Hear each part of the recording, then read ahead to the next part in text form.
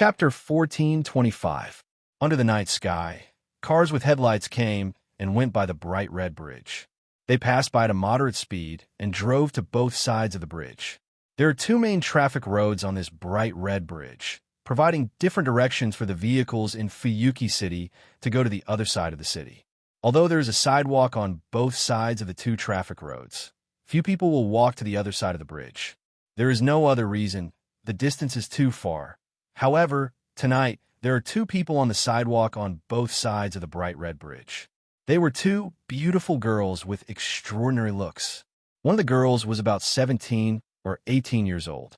She had a delicate and beautiful face, and her black hair was tied into two ponytails on both sides of her head. As the girl walked, her hair fluttered behind her head. The girl was wearing a dark red woolen sweater. The color was darker than the surface of the bridge, but didn't give people a feeling of passion. Instead, it gave people a feeling of coldness. There was a white cross printed on the collar of the sweater, and the girl's lower body was a black pleated skirt with a pair of long black stockings. She looked abnormally flirtatious. The other girl was also around 17 or 18 years old. Her appearance was not inferior to the girl with the black twin ponytails. However, her hair was golden and was tied into bundles. The ends of each bundle of hair were like tornadoes, full of exotic flavor. She is wearing a blue dress with white complements. Her lower body is a dark blue pleated skirt. She was wearing a pair of white boots. Judging from her attire and the temperament that surrounded her, she gave people the impression that she came from a prestigious family, like a rich young lady. The two of them walked on the sidewalk of the bright red bridge at the same pace. They were also heading in the same direction. It was obvious that they were traveling together. However, there was a distance between the two of them that normal friends would never have. Combined with their actions, it made people feel that they were deliberately distancing themselves from each other. In fact, it is not just a feeling, they are indeed alienating each other. This design lacks beauty and temperament. The blonde girl looked at the bridge. At the same time, he closed his eyes and shook his head regretfully as if he couldn't bear to watch. Although I knew that there is nothing to look forward to in Japan, I didn't expect it to be worse than I thought. Oh, the girl with two ponytails frowned and said to herself with a fake smile, "There is nothing to look forward to from a prestigious family. After all, lacking beauty is better than lacking manners." Roar, roar, roar, roar. The blonde girl immediately covered her mouth with one hand. She laughed like a queen, as if she did not hear the other party's words. Unfortunately, the throbbing veins on her forehead exposed her inner thoughts. I remember a certain rude monkey is also a prestigious family's young lady, although it is a declining family. What did you say? The girl with two ponytails glared at the blonde girl, as if someone stepped on her sore spot. Our house of Yuanzaka is only in a temporary decline. It's not that we've declined. The way I see it, it's only a matter of time before your Edfeld family declines, if you become the head. Wah! The blonde girl's face darkened. You finally said something you shouldn't have said. Rin Inbun. Livia Salinta? Eider felt. The girl named Rin in Osaka also spat out hatefully. I should be the one saying that. The fierce gazes of the two girls met, as if sparks had been ignited, fiercely clashing. Even if an unrelated outsider saw this scene, they would be able to guess that the relationship between the two girls was definitely not good. It would not even be an exaggeration to say that they were like fire and water. I say, don't tell me that you've forgotten your purpose for coming here? At this moment, a voice that seemed to have been processed by a microphone suddenly came out from Rin Enbin's body. Then, a small object flew out and stopped at the side of Rin Enbin's head. It was a 5-pointed star surrounded by a red circle with 3 pairs of pink wings that looked like ribbons. At first glance, it looked like a small ornament. However, not only could it fly, but the voice just now also came from its body. It's only been 5 minutes, and you're arguing again. What are you doing? Sister is right. Right after the red pentagram finished speaking, a voice that was clearly of the same species, but much more steady and calm, rang out from the body of the young girl named Livia. Soon after, an object similar to the red pentagram flew out. There was also a ring on the outside, and inside the ring was a golden six-pointed star. On the periphery of the ring, there was a blue ribbon ornament that looked like a bow. Lord Luvia, we still have a mission. Can you please prioritize it? You can't blame me for this, Sapphire. Luvia snorted and crossed her arms in front of her chest. If it wasn't for a certain monkey making a ruckus, I would have completed my mission. You're the one who provoked us. Rin Inbin couldn't take it anymore and shouted. He glared fiercely at the red circle floating beside him. Ruby, did you see that? That guy provoked us first, didn't he? Sigh. The ruby and the sapphire flew together and faced each other. They sighed as if they were looking at each other. They looked more like humans than humans.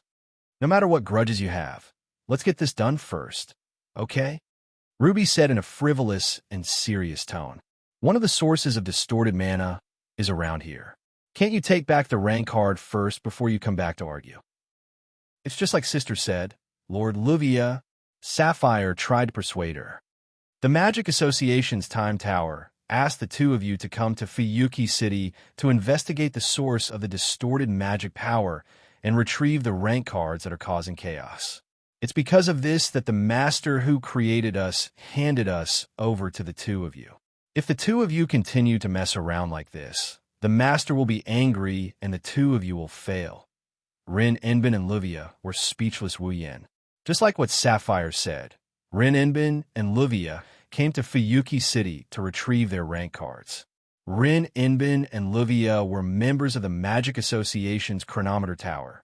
The so-called Magic Association referred to an organization established by a group of magicians who studied magic. It managed the order of this world's magic world. It was equivalent to a police station in the magic world. When it was dedicated to magic research, it also prohibited magic from being exposed to human society to better protect the secrecy of magic. The Magic Association had a lot of areas under its jurisdiction. For example, granting high-rank magicians the title of magician, managing and controlling the summoning of heroic spirits, magic books, and a situation of various land veins.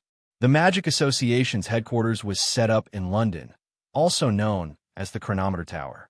The reason why Rin and Osaka and Luvia came to Fuyuki City was because the Magic Association's Chronometer Tower detected an abnormal magical distortion in Fuyuki City not long ago, and thus discovered the existence of the class card. Rank cards were cards made with extremely advanced magic theory. They were powerful tools that could be directly linked to heroic spirits. For the Magic Association, which was dedicated to magic research and managing matters related to heroic spirits, it was undoubtedly an item that had to be managed. Therefore, under the orders of a big shot in the Magic Association, who was also the master that Sapphire mentioned, Rin Inbin and Luvia came to Fuyuki City to retrieve the cards and also obtained rubies and sapphires. Don't think that these two were just ornaments that could fly and talk. Rubies and sapphires were magic attire made with legendary magic. Not only could they be used for multiple transformations, allowing the user to download skills from the parallel world, but they could also be turned into armor, allowing the user to use ill-level magic barriers, physical protection, enhanced healing, physical enhancement, and other common abilities.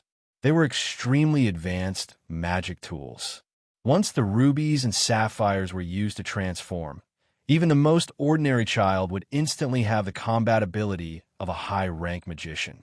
This was also the reason why only two young magicians came to retrieve the cards, even though their opponent was a heroic spirit. With the cards, Rin Inbin and Luvia didn't dare to say that they could defeat the heroic spirit, but they should be able to keep themselves safe. However, the two of them didn't want to use the rubies and sapphires to transform. The reason was simple. Their appearance after the transformation was just too embarrassing. Chapter 1426. Suddenly, Luvia paused for a moment. She looked at a corner of the river and walked to the edge of the bridge. She waved at Rin Inbin. Hey, Rin Inbin. What? Rin Inbin responded in an annoyed tone, but Luvia didn't seem to mind. Instead, she pointed at the riverbank. Look, there's something wrong with that person. What? Rin Inbin frowned and walked to the edge of the bridge. She unwillingly looked in the direction Luvia was pointing at, and was stunned by what she saw. There, a man was kneeling on one knee with one hand touching the ground. His back was facing Rin, Enbin, and Luvia, so the two girls couldn't see what he looked like. However, the terrifying magical power that surged from his body and the intricate magical circle that expanded with his hand as the center were clearly seen by the two girls. That magical energy is even more terrifying than the magical energy distorted by the rank card. Rin, Enbin, and Luvia have only sensed such powerful magical energy from one person. The person who sent them to the Magic Association's chronometer tower to retrieve the rank card and create rubies and sapphires. He's one of the only 5 magicians in the world who can use magic. The user of the second magic, Kishua, Zilrich, Shubi, and Ogu. Apart from one of the most powerful magicians in the world, Rin Inosaka and Luvia had never sensed such powerful magic from another magician. Of course, if the two girls were to use the rubies and sapphires to transform, their magical energy would definitely be on par with him. After all, the rubies and sapphires are a derivative of the second magic, the magic attire. It can provide the user with unlimited magical energy and use the user's imagination as the source to materialize the attacks in the user's mind. However, if one were to really compare the two, there was no comparison at all, because a truly powerful magician isn't just outstanding in the amount of magical energy they have. The quality of the magical energy, the pressure, and the pressure it contains are all unparalleled. Now, Rin Inosaka and Luvia could feel the magical power coming from the man kneeling on one knee on the riverbank. It's the kind of pressure that only the strong can have. But that wasn't the most important part. Most importantly, the location of the other party was exactly where Rin, Enbin, and Luvia were about to retrieve their cards.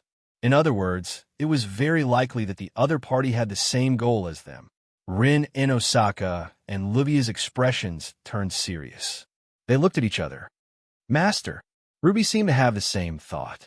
She lowered her frivolous tone and flew to the two girls with Sapphire. It seems to have turned into a very troublesome situation. Don't jump to conclusions so quickly. Rin Enbin calmly analyzed. Maybe the other party is just a magician who happened to live in Fuyuki City. He sensed the distorted magic source and came to investigate, but we can't rule out the possibility that the other party is like us. They're all trying to recover the rank cards. Luvia clenched her teeth slightly. If that's the case, Rin Enbin's eyes narrowed. The other party is the enemy. Ruby and Sapphire were silent. Things seemed to have developed in a way that they didn't expect. What should we do? Luvia asked a question that was neither painful nor itchy. Do you even need to ask? Rin Inosaka chuckled. No matter what, let's make contact first. What if it's the enemy? Luvia looked at Rin Inosaka. Judging from Amana, the other party isn't easy to deal with. If it's the enemy, then we need to make contact first. Rin Enbin shook his head. It's better than meeting them while we're retrieving the rank cards, right? It's not unreasonable. If the other party's goal is to retrieve the rank cards and sneak in while Rin Enbin and Luvia are retrieving the cards, then the two girls don't think they'll be able to escape unscathed. The Magic Association's report on the rank cards also stated that the Spirit Hero's soul is the same as the Spirit Hero's soul. The heroic spirit of the corresponding class card had already materialized in the Mirror Realm with the help of the card's power. It would be truly dangerous if a third party interfered while the two of them fought against the heroic spirit. Rather than that, it's better to make contact and confirm if the other party is a friend or foe. Once they confirm that the other party is an enemy, even if we can eliminate the other party, do we still need to know the other party's background? It's rare that Luvia didn't refute Rin Enbin's words. Instead, she nodded. Understood. Let's make contact. Get ready, Ruby. Ruby. Rin Inosaka stared at the figure below. Something troublesome might happen. You must be prepared to transform at all times. Got it? Understood. Ruby and Sapphire twisted their round bodies and nodded. On the other hand, Wu Yan's investigation has reached its final stage.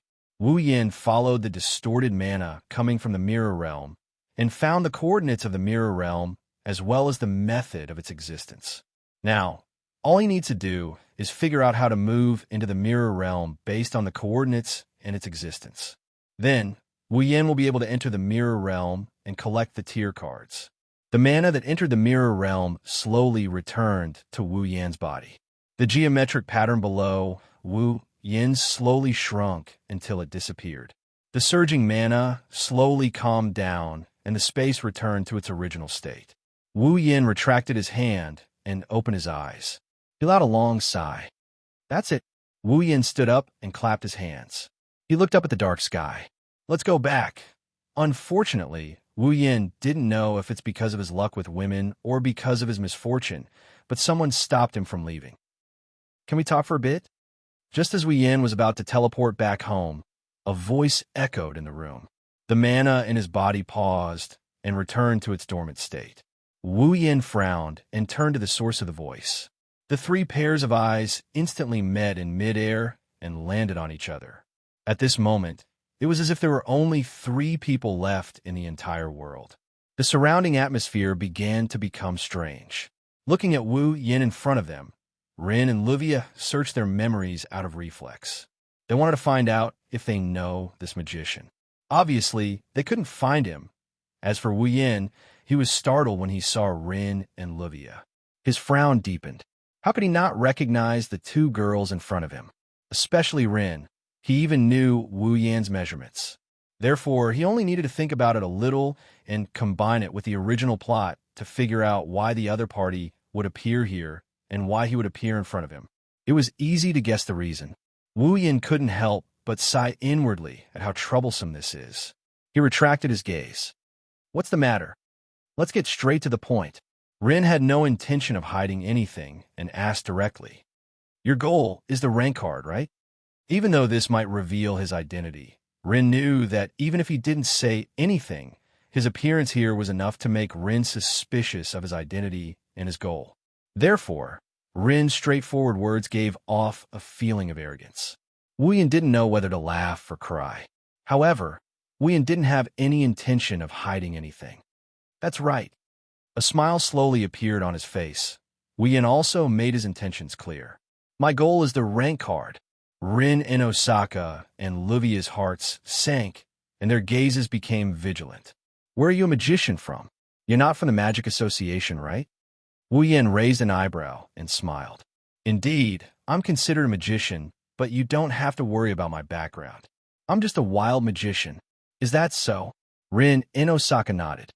Then, can I ask this wild magician to give up his rank card? I'm sorry. Wu Yin shrugged. I have my own position. Can you please not make things difficult for me? Following this sentence, the atmosphere in the air suddenly became tense. Chapter 14:27. After a short 1-minute conversation, Rin and Osaka and Livia were led to a situation that they didn't want to see the most. Now, not only did the task of retrieving the class cards become more difficult, but a seemingly powerful enemy had also appeared. On top of that, they have to defeat the materialized avatars of the heroic spirits. There's nothing worse than that. Thinking of this, Livia could not help but feel angry. She broke her elegant and dignified aura as she cursed at Rin Tobisaka. That's why I hate barbarians like you. Huh? After being scolded for no reason, Rin and Osaka was furious. Why do you have to say that? Look at yourself. What kind of communication method is that? Livia put one hand on her waist and pointed at Rin's nose with the other. What do you mean by just say it out loud? You think you're so great? If it were me, I would be your enemy too. What did you say? Rin was so angry that he laughed and pointed at Wu Yin. Then go say to him, please give up your rank card. See if he'll give up. That's why I call you a barbarian. Can't you use a more elegant method of communication? Then go ahead and try your so-called elegant method of communication. Maybe he'll be disgusted by you and spit out the rank card, even if he doesn't give it up. Yeah, I'm that disgusting. Monkey, hurry up and spit out your rank card. Even if I spit it out, I'll spit it out. You fake boobs. My boobs are real, you stupid flat-chested girl. Who's a flat-chested girl? They argued. Rin and Osaka and Livia actually smashed their foreheads against each other's foreheads. Their hands were also pinched together as they wrestled with each other. You can still argue in front of a powerful enemy. I really have to hand it to you. Rin-sama, Livia-sama, can you please calm down a little? Ruby and Sapphire surrounded the two girls who were wrestling with each other. Their voices were filled with anger and helplessness. Looking at this sudden and completely unexpected scene, Wu Yan's mouth twitched, and he no longer had the energy to complain. In the original work, the relationship between the two of them was like fire and water. Wu Yan was aware of this. However, he did not expect that the two of them would still be able to fight each other in the face of enemies. Wasn't infighting too easy? Moreover, aren't you afraid of being ambushed by me? I say. At that moment, Wu Yan covered his forehead. He spoke as if he had a headache. If you guys are here to look for trouble, please be more professional. Hurry up and fight with me, then go home, wash up, and sleep. I haven't had dinner yet. Hearing this, Rin Tozaka and Livia finally reacted and glared at each other. He snorted coldly and turned his head away. You too, even I can't stand it if you continue like this. Ruby's tone was seriously dissatisfied.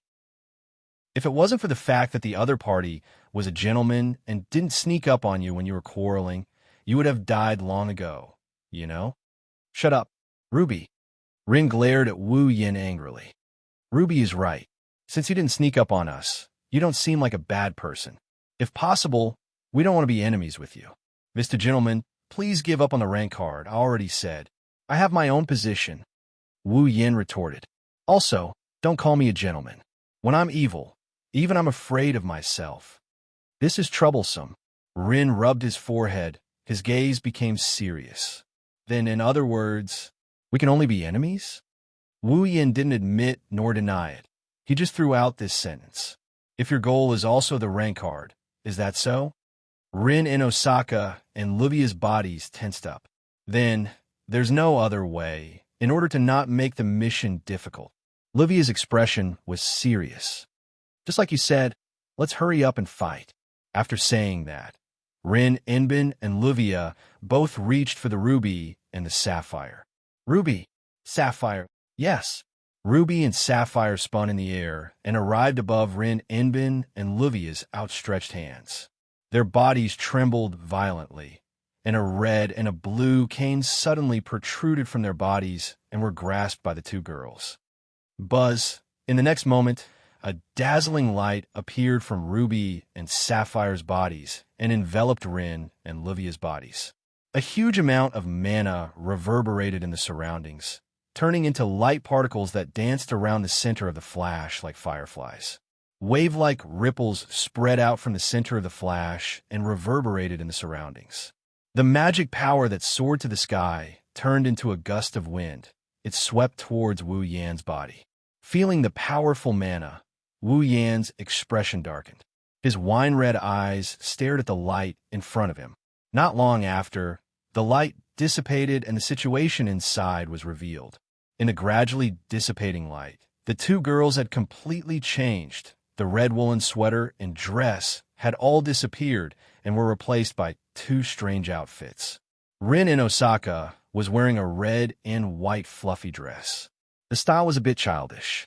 Rather than saying it was an outfit for a 17 or 18-year-old girl, it was more like she was acting out a role. It was extremely out of place and didn't look like her at all. Livia was about the same.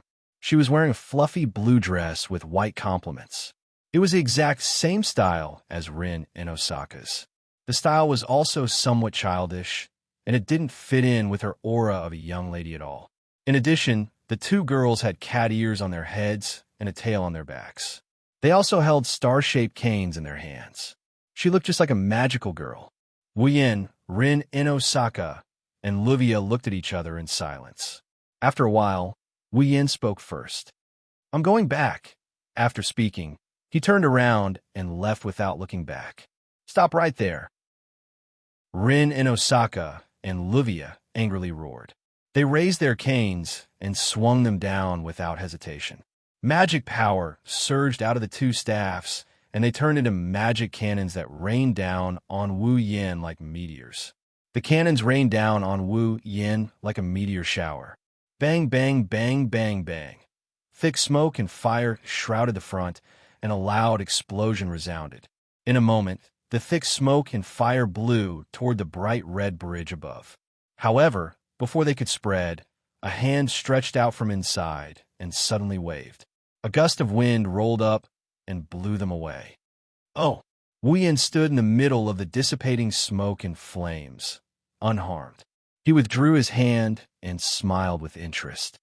Is this what they mean by a wise man doesn't show his true colors? What do you mean by a wise man doesn't show his true colors? Rin Inosaka pointed at Wu Yin and yelled. We didn't want to dress like that. How rude of me. Livia flicked a strand of hair behind her ear. How could you criticize a lady's dress like that? That's not how a gentleman would behave. I told you, I'm not a gentleman. Wu Yin sighed. His eyes flashed with the system's perception. Rin Inosaka, level 70, Livia Serena? Eiderfelt, level 70, rank 8, huh? Wu Yin nodded. In the original work, after Rin Inosaka and Livia used the ruby and sapphire to transform, their strength increased greatly. At one point, they worked together and forced a certain heroic spirit that was materialized using a class card into a desperate situation.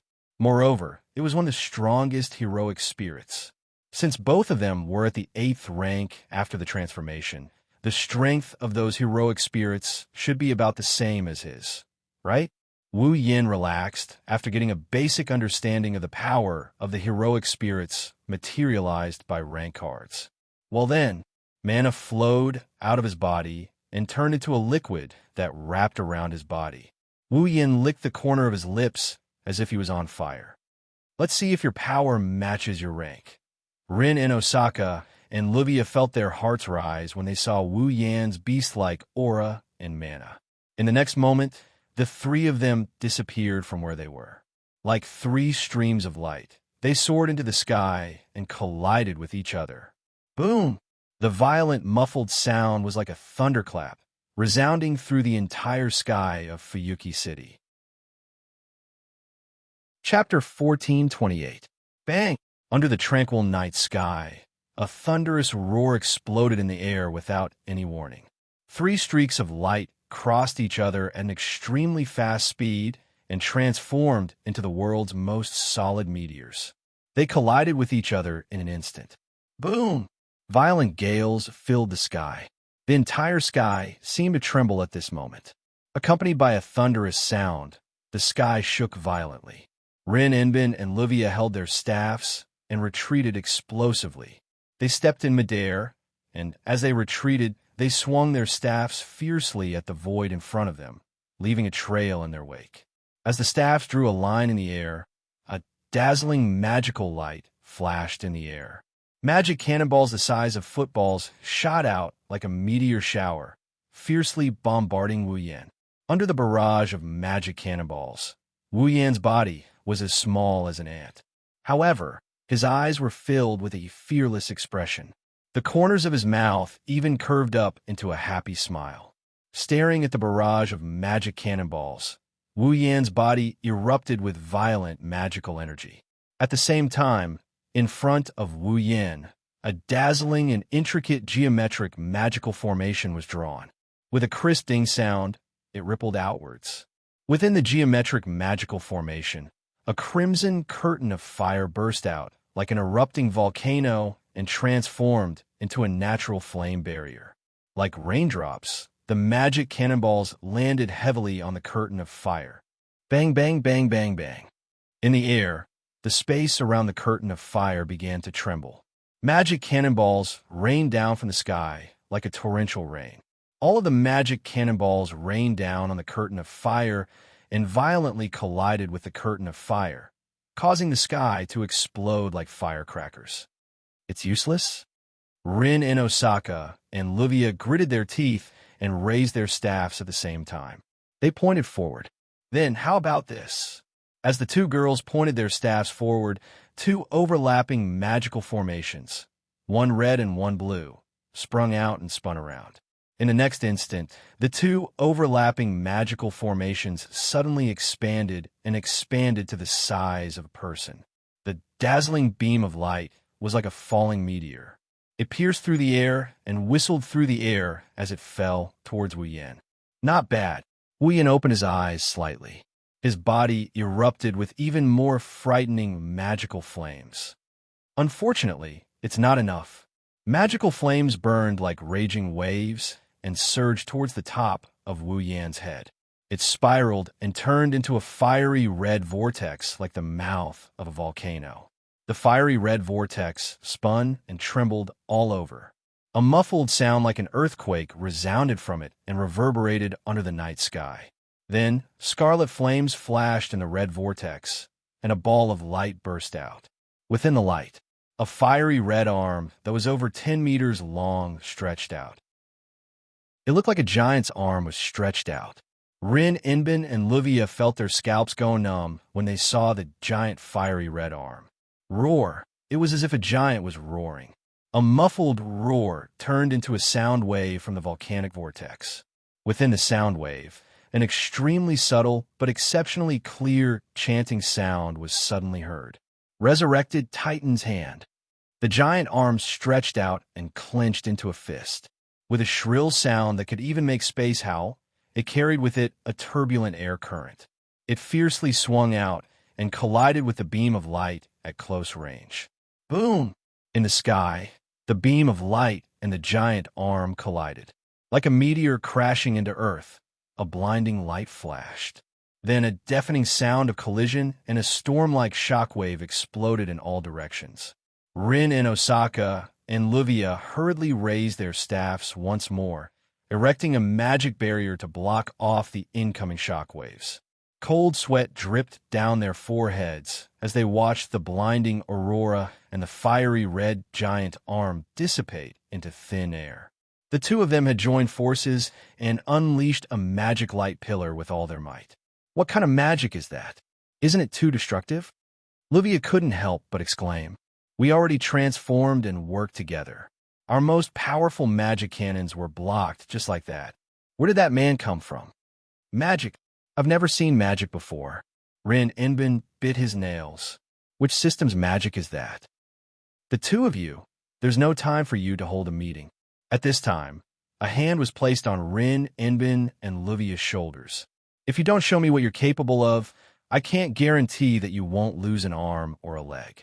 Hearing the voice behind them and feeling the hand on their shoulders, the two girls' hearts skipped a beat. Their expressions hardened, and they forcefully swung their staffs behind them. Unfortunately, the two staffs brushed past Wu Yan's nose as he leaned back. When the two girls wanted to follow up with another attack, the figure in front of them suddenly disappeared and reappeared 10 meters away. He crossed his arms in front of his chest and looked at them mockingly. No way. Luvia couldn't believe her eyes. Teleportation magic? Is there a magician who can use such a high-level magic trick in an instant? Huh. Rin Inbin chuckled as a drop of sweat rolled down his cheek. He already went easy on you. What else do you want? If Wu Yan, who appeared behind Rin Inbin and Luvia, didn't place his hand on their shoulders, but their necks, they would have lost by now. Even if he didn't place his hand on their necks, Wu Yan didn't use teleportation magic to increase the distance between them. Instead, he reappeared behind them, and they would have lost anyway. That's why Rin Inbin said that he went easy on them and Luvia had nothing to say. Seriously, we haven't even started the mission, and we already met such a troublesome opponent. Luvia took a deep breath. Her expression suddenly turned extremely serious. If that's the case, it's not time for me to go easy on them. After saying that, Luvia stretched out her hand and pulled out a card from her body.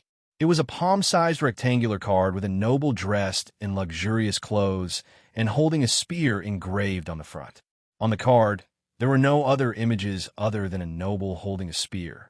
There was only a line of letters at the bottom of the card that was stepped on by the noble holding a spear. Lancer, Lancer. That's a rank card. Rank card. Wu Yan's eyes flashed with a glint. Hey, Rin Inbin was shocked when he saw Luvia take out the Lancer rank card. Are you going to kill him? Don't worry. Luvia narrowed her eyes. I will stop right before I pierce through that man's heart." As soon as she finished speaking, she raised her Lancer rank card and stacked it on top of the six-pointed star that was surrounded by the rings. Rank card, Lancer, Lancer, limited activation. The rank card belonging to Lancer instantly turned into a ray of light, fusing with the entire staff and gradually elongating. Holding the elongated radiance, Livia waved her hand and a crimson-red spear appeared in her hand. It's a noble relic that belongs to the heroic spirits. The rank card can connect to the heroic spirit's throne of heroes and borrow the power of the heroic spirit that corresponds to the rank card. Now, Livia was using the sapphire as a medium to connect the Lancer class card to the seat of heroic spirits, materializing the noble relic of a Lancer class heroic spirit she had designated. At first glance, Wu Yin recognized the origin of the noble phantasm. Wu Yin only knew 2 crimson spears among all the noble relic that he knew. One of them is a noble relic that can nullify magic and magic nullifying wild rose. The other one is a noble relic that can reverse cause and effect. Once the spear is swung, it will definitely pierce the target's heart. Spear of Dead Thorn. Wu Yin has a noble relic that can nullify all supernatural abilities.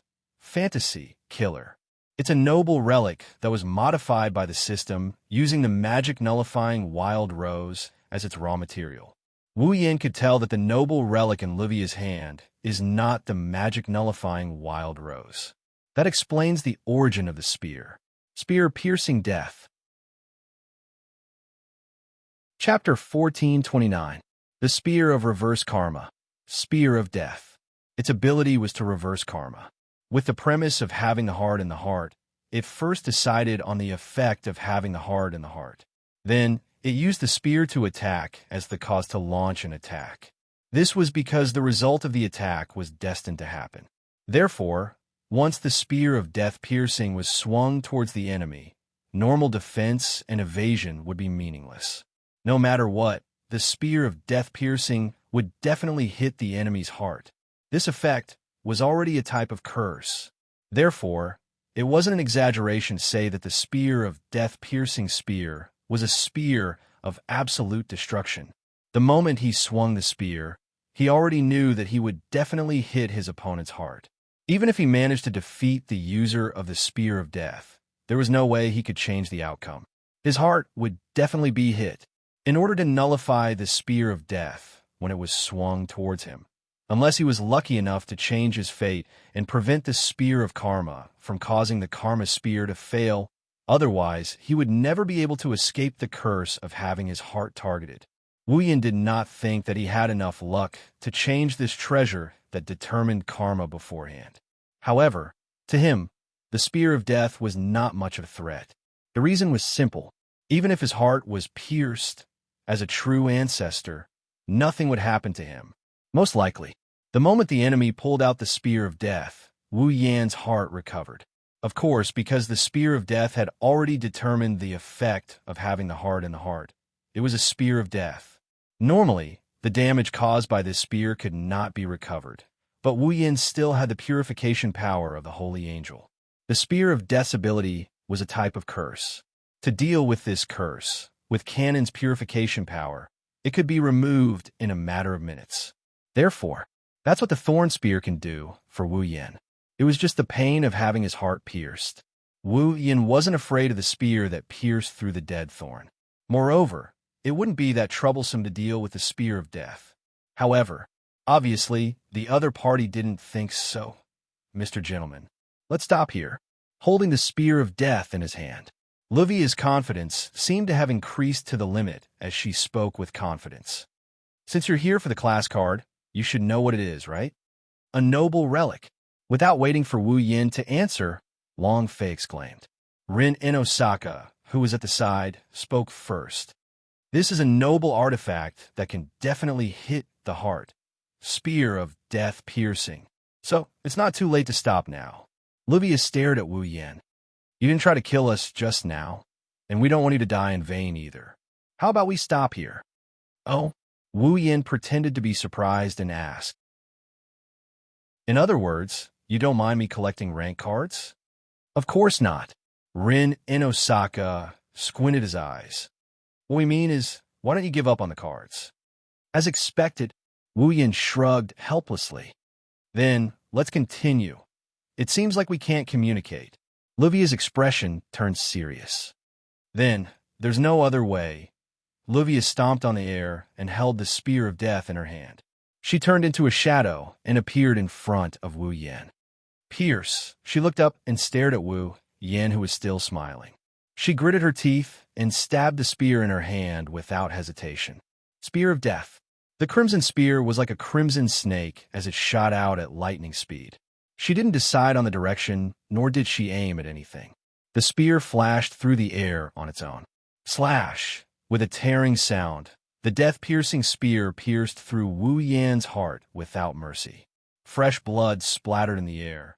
However, the first to react wasn't Wu Yan, whose heart was pierced, but Livia, who stabbed with her spear. You! Livia looked at Wu Yan, whose heart was pierced by the crimson spear, in shock. You? Why didn't you dodge? Dodge! Wu Yan gripped the death thorn spear that pierced through his heart, and he grinned without batting an eyelid. I thought the spear of death couldn't be dodged, but if you dodge, I'll stop. Before Livia could finish her sentence, Wu Yin coldly interrupted her. There's no need to dodge. No need to dodge? Livia and Rin in Osaka, who were watching from afar, were stunned. There are actually a lot of ways to deal with this so-called sure kill shot. Wu Yin tightened his grip on the crimson red spear. Facing Livia, who is so close to him, he revealed a smile that made her heart skip a beat. Generally speaking, there are 4 ways to deal with the spear of death. 1. Destroy the spear before the user can swing it so that the user doesn't have the chance to use it. 2. Possess the ability to not die even if the heart is pierced through or resurrect after death. 3. Possess a defensive barrier stronger than the magic of the spear itself. 4. Possess a strong luck that can reverse a predetermined fate. And the countermeasure I used is the 5th method. While Livia is still in shock, Wu Yin, who had his heart pierced by the death thorn spear, turned into specks of light and dissipated into the air at a speed visible to the naked eye. The spear of death pierces through the heart of the target determined by the user when the spear is swung. It was still the same voice. However, this time, the voice came from behind Livia. A hand reached out from behind Livia and tightly grasped the spear of death piercing her hand. Then, what would happen if the target of the spear you were waving wasn't me? What? Rin in Osaka narrowed his eyes. Livia's expression also changed abruptly. She quickly turned around and looked behind her. There, Wu Yin had a calm smile on his face as he tightly grasped the spear of death in his hand. The person whose heart you pierce through is just a clone created by magic, Ms. Magical Girl. Following that sentence, a wave of magic energy violently surged out from Wu Yan's body and landed on Livia. Pumph! A moderate impact smashed into Livia's body like an iron hammer. Livia immediately let out a muffled groan and her body flew backwards. Livia! Rin Imbin spun around and arrived behind Livia. He caught her in his arms as she was sent flying. Hey! Rin in Osaka lowered his head to look at Livia in his arms. Are you all right? I'm fine. Livia clutched her chest and broke free from Rin in Osaka's embrace. She bitterly smiled. He went easy on me again. The two of them looked at Wu Yan at the same time. Their expressions turned ugly when they saw Wu Yan. That's because Wu Yan is floating in midair, looking at them with a smile that doesn't look like a smile. In one hand, he held the struggling Sapphire, and in the other, he held a card. It's the Lancer card. So this is the Lancer card? Weighing the card in his hand, Wu Yin glanced at Sapphire, who was struggling in his other hand. I didn't know that there's a time limit to the relic that can summon a hero spirit using a class card. Sapphire, card. Livia stepped forward and clenched her teeth. Hey, give me back the Sapphire and the card. You're not calling me Mr. Gentleman anymore, but hey? Wu Yin shook his head with a smile. Don't worry. I'll give it back even if you don't ask. She let go of the Sapphire in her hand. The Sapphire immediately flew away at lightning speed, as though it was fleeing for its life. It returned to Livia's hand. Livia sighed in relief, but Rin and Osaka quickly pointed at Wu Yin. There's still the card. This. Wu Yin raised the Lancer card and chuckled. Well, since I played around with you guys tonight, I'll gladly accept this Lancer. Lancer, class card. Take it. Rin and Osaka and Livia were slightly surprised. Wu Yin kept the card and waved at the two of them. Well then, I'll be leaving now. See you next time. Wu Yin turned around and disappeared from where he stood. Chapter 1430. Wait! Rin and Livia yelled in surprise, trying to stop Wu Yin from leaving. Alas, by the time they reacted, Wu Yin was already nowhere to be seen. He left. Rin and Osaka stared at Wu Yan's original spot. He didn't recover from his stupor. I. Livia was like a goldfish. Her mouth kept opening and closing as if she was on the verge of death. Her face was also filled with a lifeless expression. Not long after, an earth-shattering scream resounded throughout the sky of Fuyuki City. My rank card! What should I do? What should I do? What should I do? Livia panicked. Like a corner dog, she grabbed Rin Enbin's shoulder and screamed hysterically. Rank card! Rank card! Rank card! Rank card! Rank card! You're so annoying. Rin Hasaka waved his hand in annoyance after hearing Livia's words. Even if you whisper it in my ear, I can't help you get your rank card back. It's over this time.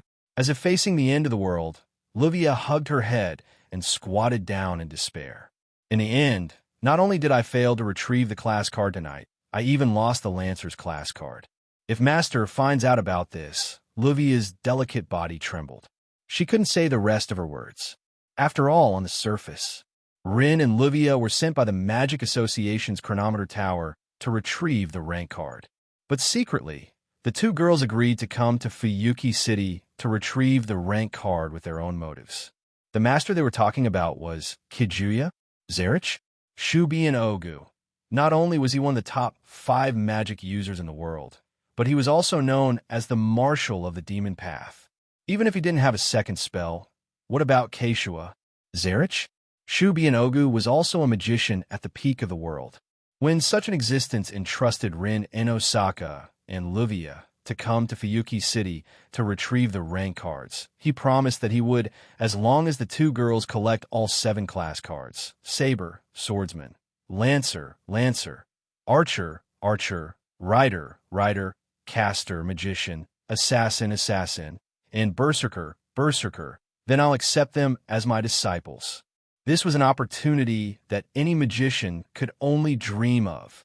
Once Kijuya, Zerich, if Shubi and Oga became Rin and Livia's teacher, then not only would the two girls have the opportunity to learn one of the top 5 magic in the world, the second magic, it would also mean that the two girls would have a good teacher in their magic practice. Which magician wouldn't be tempted by such a condition? If it weren't for this condition, Rin and Osaka and Livia, this pair of sworn enemies, would never have gotten together and carried out this mission together. Now, once he arrived at Fuyuki City, he hadn't retrieved his rank card yet. However, he had already lost one of his rank cards. This was no joke. Before they arrived at Fuyuki City, the Magic Association had already detected the source of the distorted magic and sent someone to investigate. Then, at that time, the person who executed the mission retrieved 2 rank cards. An Archer, a Lancer card. It was also because of these 2 class cards that the Magic Association was able to analyze class cards and obtain part of the usage of class cards. With the use of rubies and sapphires as mediums, they could temporarily instantiate the heroic spirit relic. But other than that, the Magic Association couldn't get any more information. They didn't know the creator, the structure, and the usage. The only thing they knew was that the rank card could draw out the power of a heroic spirit of the corresponding rank. Since there was no way to carry out the research smoothly, the Magic Association chose to recycle all the cards first, and then continue the analysis work after the recycling. However, even a Magic Association, or rather, Rin and Livia, didn't expect that other than the Magic Association, there was someone else who had their eyes on the rank cards. Even a Lancer card was stolen. Thinking of this, Rin Inbin had a happy expression and took out a card from his body. Just like the Lancer card, the card in Rin Inosaka's hand was rectangular in shape and had a similar design. The difference was that the Lancer card depicted a nobleman holding a gun, and the words Lancer were written at the bottom of the card. The card in Rin Inbin's hand depicted an archer holding a bow, and the words archer were stamped under his feet. Obviously, this was the rank card of the archer. Luckily, Rin let out a sigh of relief and touched the archer card. Luckily, my archer card wasn't stolen. Rin, Rin, Rin. Luvia abruptly raised her head and roared at Rin Inbin like a demon. Are you mocking me? I don't have the time to mock you. Rin pursed his lips in disdain. I'm just glad that I have one card left. It's better than losing both, right? Then why was my Lancer taken away and not your archer? Luvia yelled out in dissatisfaction. If you had been willing to use your rank card to face the enemy, my Lancer wouldn't have been stolen. When that happens, my archer will be taken away. Rin Inbin was also furious. The enemy can even see the weakness of the spear of impaling death, let alone the archer bow that doesn't have any special ability. Damn it, if that's the case. Luvia stared at Rin Inbin with a ferocious expression. To be more precise, she was staring at the archer in Rin Inbin's hand. You, what are you trying to do? Rin looked at Luvia cautiously. Luvia laughed sinisterly. Do you even need to ask?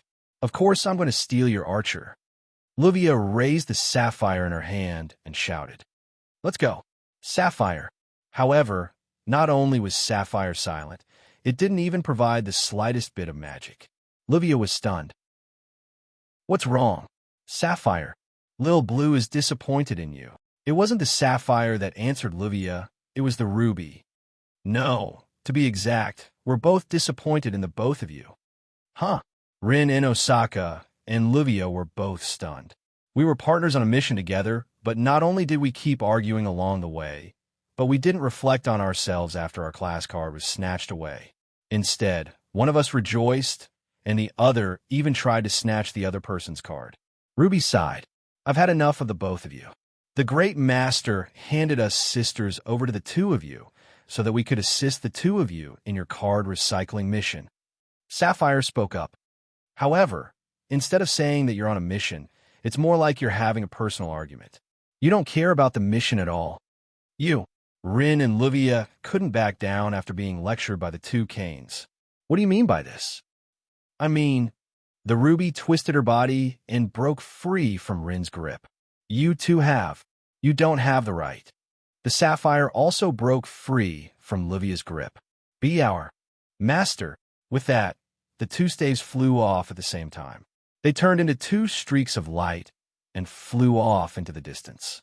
Rin Inosaka and Luvia were stunned for a moment before the rage in their hearts exploded. Stop right there. Just two Canes. How dare you disobey us? However, the two girls who were roaring didn't notice it. My transformation state has been removed. Neither Rin Inosaka nor Luvia knew how to fly. They were only able to fly by relying on the strength of their staffs. Now that their transformation has been canceled, they can no longer fly. Yuwa. The next moment, a sorrowful cry echoed in the night sky. Chapter 1431. On the way home, he used the system's perceptive ability to check out the information of the Lancer, Gunner, class card he just got. Rank card, Lancer, a card made with a very advanced magic theory. It has the magical ability to trigger the power of a certain heroic spirit corresponding to the rank of the card. The usage method is as follows. Limited expansion. Using the magic attire as the medium and the rank card as the pass of the heroic spirit seat. The heroic spirit's relic corresponding to the rank card can be materialized and used within a short period of time. Note, this rank card is called Lancer, and the corresponding heroic spirit's relic is the Spear of Impaling Death.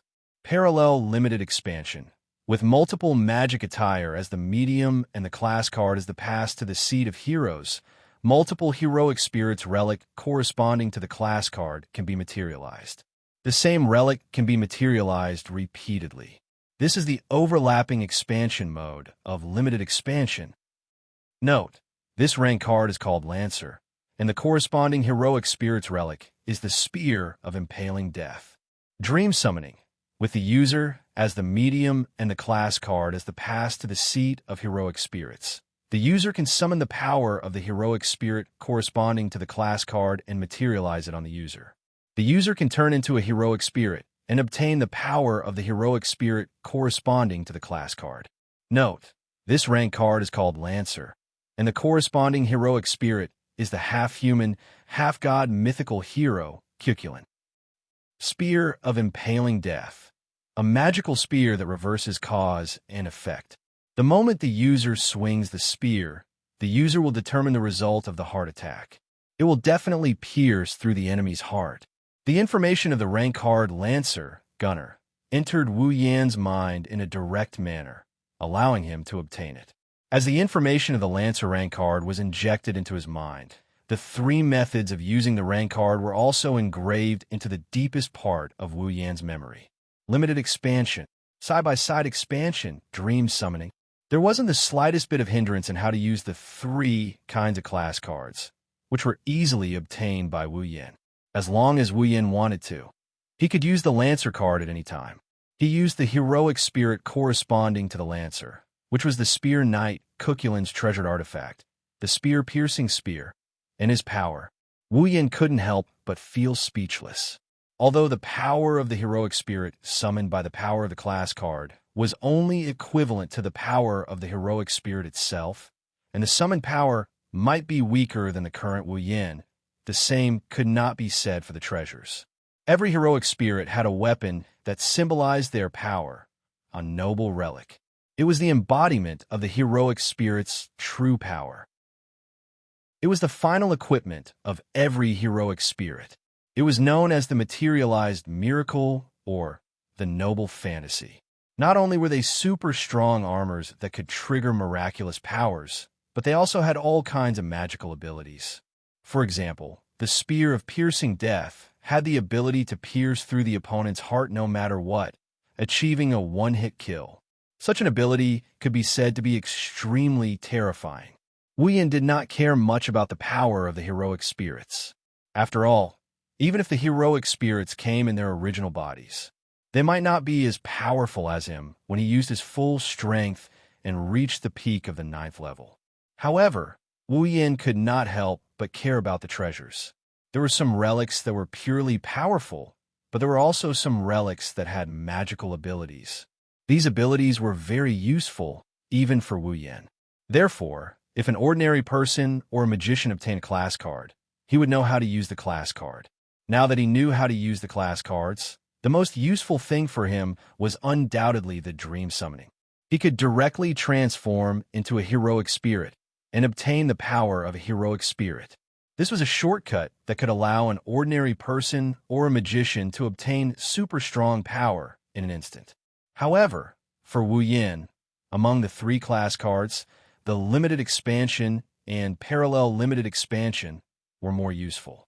Of course, the dream summoning was also very useful. Whether it was the limited expansion or the parallel limited expansion, only one type of treasures could be materialized. However, the heroic spirits had more than one type of treasures. If he used the dream summoning, not only could he obtain the power of the heroic spirit corresponding to the class card, he could also obtain the right to use all the treasures of the heroic spirit. All in all, the class card as a tool could be of great help to Wu Yan. However, Wu Yan did not forget that there was a limit to borrowing the power of the heroic spirit. Among other things, when Livier used the Spear of Piercing Death, wasn't there a time limit? Moreover, no matter which class card was used, there needed to be something that could be used as a medium to materialize the heroic spirit's treasures and power. The dream summoning was fine as it used oneself as a medium to materialize the heroic spirit's power. However, the limited expansion and the parallel limited expansion were not so easy to say. The Magic Association's chronometer tower used rubies and sapphires as a medium to attach the heroic spirit's treasures to the magic attire and materialize them. If Wu Yan wanted to use the class card to materialize the heroic spirit's treasures corresponding to the class card, Then it was necessary to find a medium. Wu Yin looked at the Lancer class card in his hand and murmured, "Medium? Huh." While murmuring to himself, the door of his house appeared in front of Wu Yin. Wu Yin shook his head and put away the Lancer class card and walked into his house. Without knocking, Wu Yin pushed the door open and changed his shoes at the entrance. He then walked into the house and went to the top floor where the three of them lived. "I'm back." After a casual greeting, Wu Yin opened the door to the living room. However, as soon as he took a step into the living room, Wu Yan's lazy expression froze and his eyes widened. Yin, Chuju and Makoto were standing next to the sofa in the middle of the living room. They turned to look at the door and were stunned, because at this moment, the two girls were standing there naked. Their bodies were clean, and they were holding clothes that they had just bought today, as if they were comparing them to their own bodies.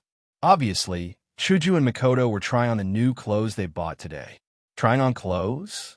Wu Yin rolled his eyes when he regained his senses. "Why don't you try it on in the room? What if someone else came in?" "What?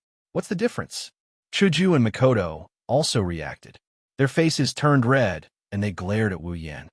"It's the same if you come in." "Me?" Wu Yin pointed at his nose with a confused look on his face. "Why? We're husband and wife." "Ooh, who's husband and wife with you?"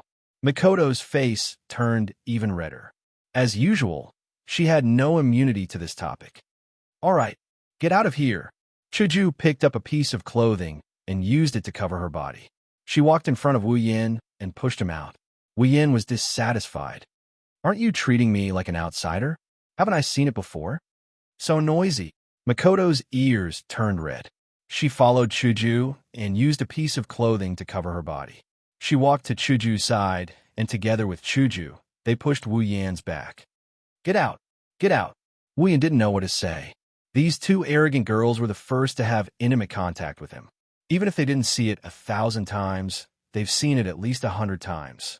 Up until now, whenever he saw the two girls' naked bodies, even if they didn't directly give him a slash or electroshock like before, they would still blush and have a bashful look on their faces. Can't they get used to it? Don't you know that the way you're acting is more likely to ignite the fire in my heart? Licking his lips, Wu Yin suddenly turned around and carried Chuju and Makoto to the sofa in the living room. What are you doing? You despicable bastard. Don't touch.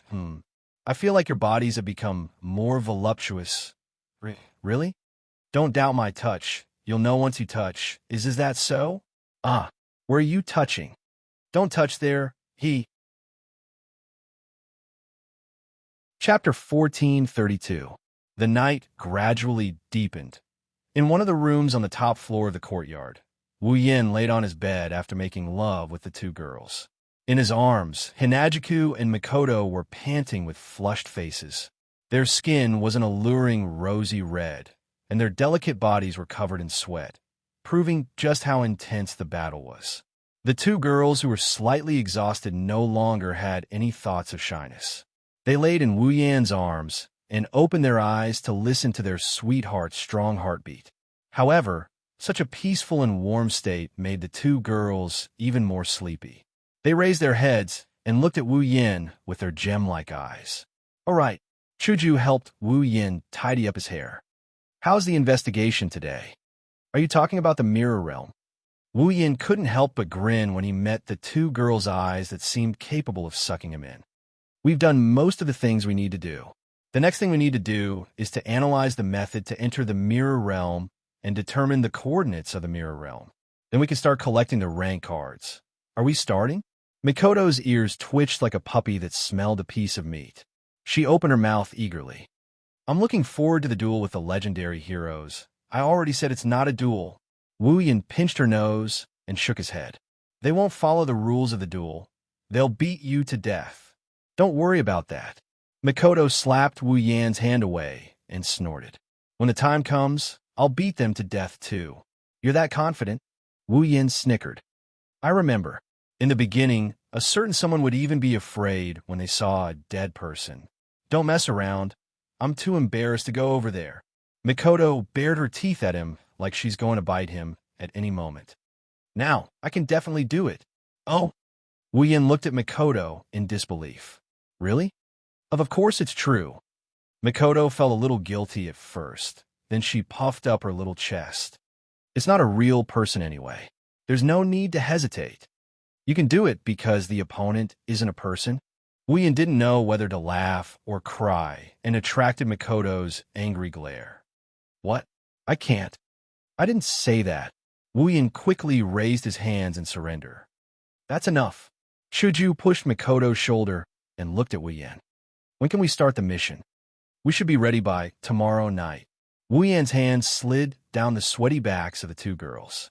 In the past, I didn't know why we had to wait until midnight to enter the mirror world, but today, after investigating the mirror world, we found out that the mirror world was a very dangerous place.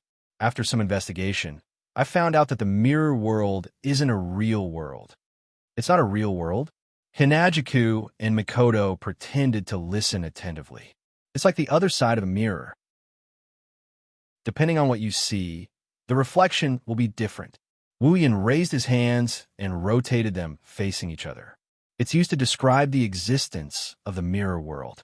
The mirror world is a world where the space isn't fixed and the content is constantly changing. The reason it exists is because there's a materialized job card inside. Once the materialized job card is defeated, the mirror world will disappear. In other words, Makoto didn't fully understand. Other than midnight, the mirror world isn't fixed. Is that why we can't enter the mirror world? I should say that other than midnight, the passage to the mirror world isn't fixed. Wuyan corrected her. The passage to the mirror realm is the most stable at midnight. It's undoubtedly the safest time to enter the mirror realm. What about when we come back? Hinajika voiced her doubts. Do we have to wait until midnight the next day? That won't be necessary. Wu Yin shook his head. After midnight, there is a period of time when the channel of the mirror world is stable. This period of time is enough for us to end a long battle. That's good. Maybe it's not as good as you think. Wu Yin stroked the two girls' smooth backs again. Let me tell you first, except for us. Apart from us, there's another group of people who have their eyes on the rank card. Chuju and Makoto exchanged glances before looking at Wu Yin. Enemies? Well, Wu Yin couldn't help but recall Rin, Enbin, and Livia's expressions. If we judge them purely based on their goals, they should be our enemies. But they're not bad people. Rather than enemies, it's more like competition. Competition? Makoto smiled. Sounds interesting. How strong are they? Chuju asked the most practical question. You've met them before, right? If they go all out, they're at least tier 8. Wu Yin nodded. But they don't pose much of a threat to us. I even managed to steal a rank card from them. Hearing this, the two girls' spirits were lifted. They have a rank card? Makoto asked doubtfully. In other words, they've already started collecting rank cards. In this world, there's a magic organization called the Magic Association, created by magicians for the purpose of developing and managing magic. Wu Yin explained. The magic distortion caused by the 7 rank cards in Fuyuki City won't escape the Magic Association's eyes. So it's not hard to guess that they'll send someone to retrieve the rank cards. Wu Yin extended his hand, and the gate of Babylon's crimson spatial ripples appeared on his palm. It spat out a card and landed on his palm. Before we came, the Magic Association had already retrieved 2 rank cards. Wu Yin smiled as he raised the card in his hand in front of Chuju and Makoto. Today, I happened to meet the people sent by the Magic Association to retrieve the class card and fought with them. Luckily, I managed to snatch this Lancer class card from them. Looks like I didn't have to put in any effort at all. Snatch. Chuju and Makoto were speechless. Didn't you say they're not bad people? Is it okay for you to just snatch their things? That's why I only managed to snatch one. Wu Yin smiled awkwardly. They have rank cards, and we need to get our hands on them. We'll have to fight them sooner or later. Snatching it now is just a matter of time. Then why don't you just do it? Makoto rolled her eyes at Wu Yin. Wouldn't it be over if we just snatched both rank cards? By that time, we'll have a huge grudge. We'll have a grudge sooner or later, right? Hinajiku furrowed her brows and suddenly said, They're not all girls, right? Oh. Wu Yin looked down at Chuju in surprise. How did you know? As soon as he said that, Hinajiku and Makoto's eyes turned cold. I see. Girls? No wonder you're so merciful. Hey, do you think I didn't hear that? Wu Yin was speechless. Why do you think I'm merciful? Because they're girls. It's nothing. Hinajiku and Makoto replied coldly and lay down. We're going to sleep. Don't disturb us. She didn't wait for Wu Yan's reply and went back to sleep. Looking at the two girls sleeping soundly in his arms, Wu Yin couldn't help but laugh. These two people are really not frank at all. Good night. Wu Yin kissed the two girls on their forehead and picked up the Lancer rank card. Wu Yin, Chuju, and Makoto's level are suppressed to 75. They don't have overwhelming power anymore. The power of the heroic spirit is still unknown. A rank card can trigger the power of the corresponding heroic spirit. If used well, it's a good item that can reverse the situation at a critical moment. If I study it carefully, it might be useful in tomorrow's battle. Chapter 1433. The next day, at night, standing in front of his house, Wu Yin looked up at the starry sky and the moon. He took out his Dragon Knight's certificate silver pocket watch and opened it to check the time. The Dragon Knight world's time calculation method is a bit different from Wu Yan's common time calculation method. But if it's converted to the time he can understand, the current time is about 23:40 in the middle of the night. There's about 20 minutes left before he enters the mirror world. With a slight hook of his finger, the Dragon Knight certificate cover was put back on. Wu Yin turned around and looked at the two girls behind him. Chuju, Makoto. Perhaps it's because they know there's going to be a big battle tonight. The two girls didn't wear skirts or tight clothes. Instead, they wore clothes to make it easier for them to move around. Their upper body is the same short-sleeved shirt. Chuju's is the same pink color as her hair, while Makoto's is white. Their lower body is the same pair of denim shorts. Their two white and alluring thighs are exposed to the air. On their feet is a pair of thick boots. Such simple attire on the two girls didn't diminish their charm at all. It's said that people rely on clothes and Buddha relies on gold. But whether it's Chuju or Makoto, their body condition is very good. No matter how simple their attire is, they're still prettier than the average girl. If there's a flaw, it's probably that the upper body of the two girls isn't too prominent. But that would make the battle more convenient for him. It's almost midnight. Looking at the time again, Wu Yin looked at Chuju and Makoto. Are you ready? Ready? Makoto flashed an excited smile. I should say we've been waiting for a long time. Where's the place? Hinagika looked around. Where should we go to retrieve the cards? The Magic Association already sent people to retrieve 2 of the cards. The Lancer card is in Wu Yan's hands, and the Archer card is in Rin Enbin's hands. The rest of the cards, 5 more cards. Wu Yan sensed 4 or 5 distorted mana sources in Fuyuki City. Wu Yin closed his eyes and sensed the location of the distorted mana sources. He then opened his eyes and looked in a certain direction. There's less than 20 minutes left. Let's get closer. Okay. Chuju and Makoto nodded at the same time. Fuyuki City, Private Suichun Academy. Private Suichun Academy is a famous academy in Fuyuki City. There's more than one academy in Fuyuki City. There's several academies. Private Sohara Academy Primary School, Private Sohara Academy Middle School, Private Sohara Academy High School.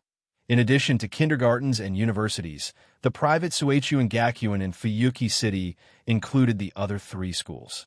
And Wu Yin, Chuju, and Makoto's target was the private Suichun Gakuin High School. One of the sources of magic that caused the distortion in Fuyuki City was in this school. As it neared the wee hours of the morning, the entire school building was shrouded in darkness. It wasn't so dark that one couldn't even see their own fingers.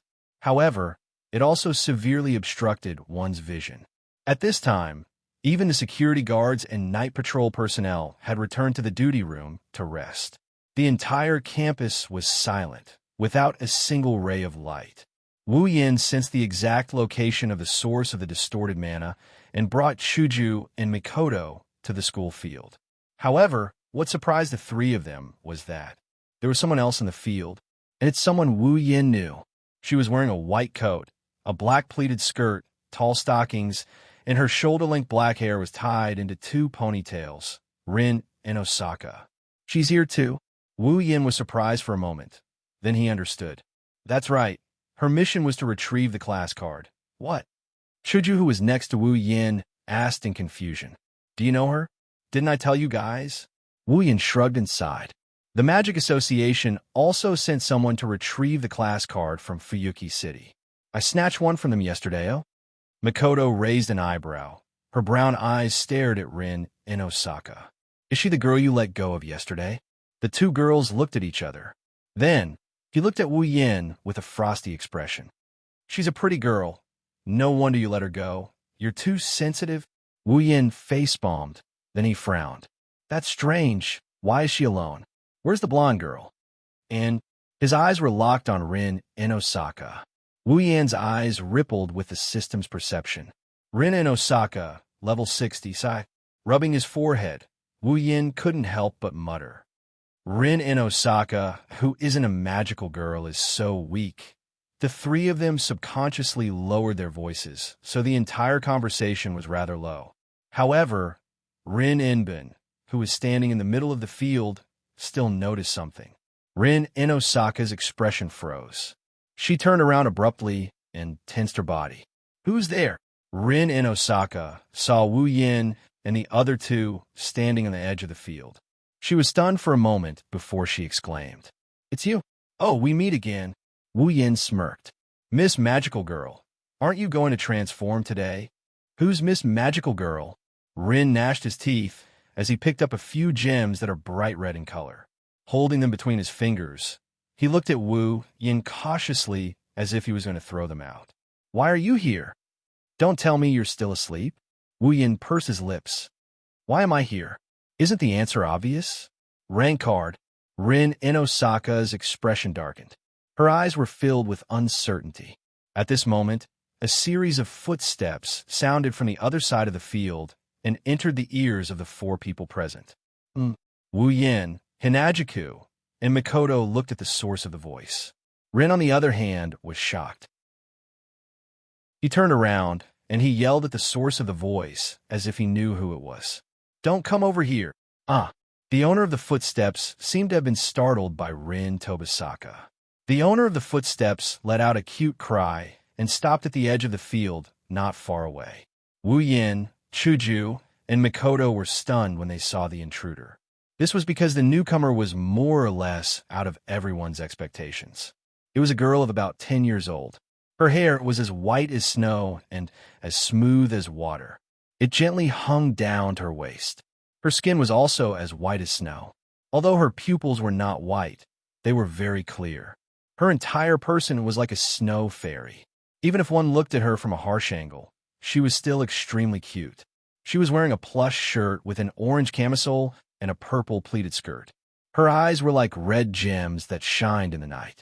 Such a cute girl was looking at them with a bewildered expression, as if she didn't understand what was going on. On the side of her head, a pentagram with 3 pairs of pink ribbon-like wings was suspended there. It was Ruby. Ruby's voice turned serious when she saw Wu Yin. Ilya, back off. What's wrong? The girl called Ilya had a confused expression on her face. What's going on? Listen to me. Listen to me. Back off. Ilya. Rin and Osaka walked in front of Ilya and shielded her behind him. He stared at Wu Yin and the other two with vigilance. Nah. Makoto wrinkled her nose and put her hands on her hips in displeasure. Why do I feel like we're playing bad guys? No, it's not an act. Hinajika sighed. There's only a girl and a kid. No matter how you look at us, we're the bad guys. Wu Yin didn't say anything. He just stared at the cute little girl who was hiding behind Rin Osaka and peeking at them. This girl, Wu Yin found her in his memories as well. Ilya's sphere? Foam? Einsbaron. Just like the name of this world, Magical Girl Ilya, this girl is the main character of the original work. Chapter 1434. Ilya's sphere? Foam? Einsberg. Wu Yin muttered Ilya's full name. He glanced at the ruby floating beside her before turning his attention back to Rin Inbun with a mocking smile. Miss Magical Girl, why did your transformation device come with that little girl? I told you not to call me Miss Magical Girl. Rin Inosaka glared at Wu Yin. My name is Rin Inosaka. All right, Miss Rin. Wu Yin shrugged. Don't you want to transform when you're facing a big enemy like me? Why do I feel like you're making fun of me? Rin Inosaka clenched his fists so tightly that his forehead looked like it was about to explode. If I could transform, things wouldn't be so troublesome. In other words, you can't transform now, right? Wu Yin pretended to be suspicious. Miss Rin, don't tell me you've been abandoned by the flying transformation device. Rin Inosaka's face froze. Looks like I'm right. Wu Yin was amused. He looked at Ilya, who was hiding behind him. Then, is the little girl behind you the new owner of the transformation device? You're so annoying. Rin Inosaka cursed. It's all your fault that I ended up like this. It was because the Lancer rank card was taken away by Wu Yin that the Ruby and Sapphire chose to abandon Rin Inosaka and Luvia. However, the two canes were taken away by Kishiya because they wanted to recycle the rank card. Zelrich? Shubinogu had lent the cards to Rin, Inbin, and Luvia. Even if they had abandoned their original owners, they wouldn't have forgotten about the matter of recycling the cards. Therefore, the two canes decided to find a suitable owner for themselves. To recycle the card, Ilya was the one chosen by the Ruby. It was also because of this that Rin Inosaka, the original owner of the Ruby, had sought out Ilya. This was also the reason why Ilya had appeared here. Without the Ruby, Rin Inbin was no match for the Valiant Spirits. Even if the Valiant Spirits were only clones that were created using the original body as a reference. They even lost their minds because they used the rank card to materialize. Rin Inosaka had no choice but to let Ilya, who was just an ordinary person, recycle the rank card. Ruby was the highest level of magic attire. Even if the person using it was just an ordinary person, they would still be much stronger than the average magician. Naturally, they would be stronger than Rin Tozaka. Therefore, Rin Inosaka had no choice but to let Ilya do it. Thinking of this, Rin Inosaka felt indignant. If it wasn't for Wu Yin, this wouldn't have happened. Are you thinking if it wasn't for me, this wouldn't have happened? Wu Yin said coldly. Rin Inosaka's heart skipped a beat. I'm sorry. Wu Yin's mouth twitched. I think that even without me, with your attitude of quarreling with that blonde curly hair in front of the enemy, you'll still be abandoned in the end. That's right, that's right. Ruby agreed without hesitation. You're already an old girl, and you still want to be a magical girl. Although I don't have teeth, don't make me laugh, Bam. Before she could finish her sentence, Ruby was punched hard by a fist. She fell to the ground, and smoke rose from her body as if she was malfunctioning. Oomph. Rin Inbin hatefully retracted his fist. His violent appearance made the heroic Hinajiku and Mikoto look at each other. Aaliyah, on the other hand, didn't seem to be surprised at all. She smiled awkwardly. Suddenly, Mikoto raised her eyebrows and extended her hand to the side. A bluish-white electric current suddenly flew out amidst the sound of electricity, flashing through space and landing directly in a corner not far away. Yuwa! At the next moment, a blood-curdling scream rang out. The bluish-white electric current struck a figure, electrocuting him to the point that even his bones seemed to be exposed in the electric light. Light smoke rose from his body, and he spat out circles from his mouth before falling to the ground. This sudden turn of events stunned everyone present. But this isn't the end. Fire! Along with such a shout, a dazzling magical flash suddenly burst out from the corner. Like a beam of light, it rushed towards Mikoto. Unfortunately, before Mikoto could make a move, a long sword made of crystal appeared right beside her. It pierced through the air and collided with the incoming mana flash without any delay. Bang! Amidst the dull sound, the dazzling mana flash seemed to have been split into two by the crystal longsword. The sword light cut through the center of the mana flash and directly detonated it in midair, stirring up thick smoke and dust. Chuju held White Cherry in her hand and looked towards the corner with her yellow-green eyes. The crystal longsword in her hand shone brightly in the dark. After two consecutive attacks, Rin finally took Chuju and Mikoto seriously. Rin clenched his fist as he looked towards the corner. One of them had blue and white electric current, while the other had a crystal longsword. They're not simple. Wu Yin looked at the person who got electrocuted by Mikoto and is now smoking on the ground. Wu Yin exclaimed in surprise. Golden curly hair? Golden curly hair. Rin reflexively looked over as well. When he got a good look at the person's face, he was shocked as well. Livia? No, it's not just her. Chuju stared at the corner. What? You don't plan to come out? As soon as he finished speaking, the scene fell silent. Everyone looked at the corner with different expressions on their faces, but all of them were more or less on alert. A short while later, another figure walked out from the corner. What was surprising was that the owner of the figure was also a young girl about the same age as Ilya. Her shoulder-length hair was tied into two small ponytails that hung down to her ears. She had two bunches of shoulder-length hair on both sides of her forehead. Her bangs were fixed and separated by two hairpins, causing a small tuft of hair to be left in the center of her forehead. She had a delicate face. Without a doubt, she was a cute girl that did not lose out to Ilya. However, this cute girl didn't seem to be as energetic as Ilya.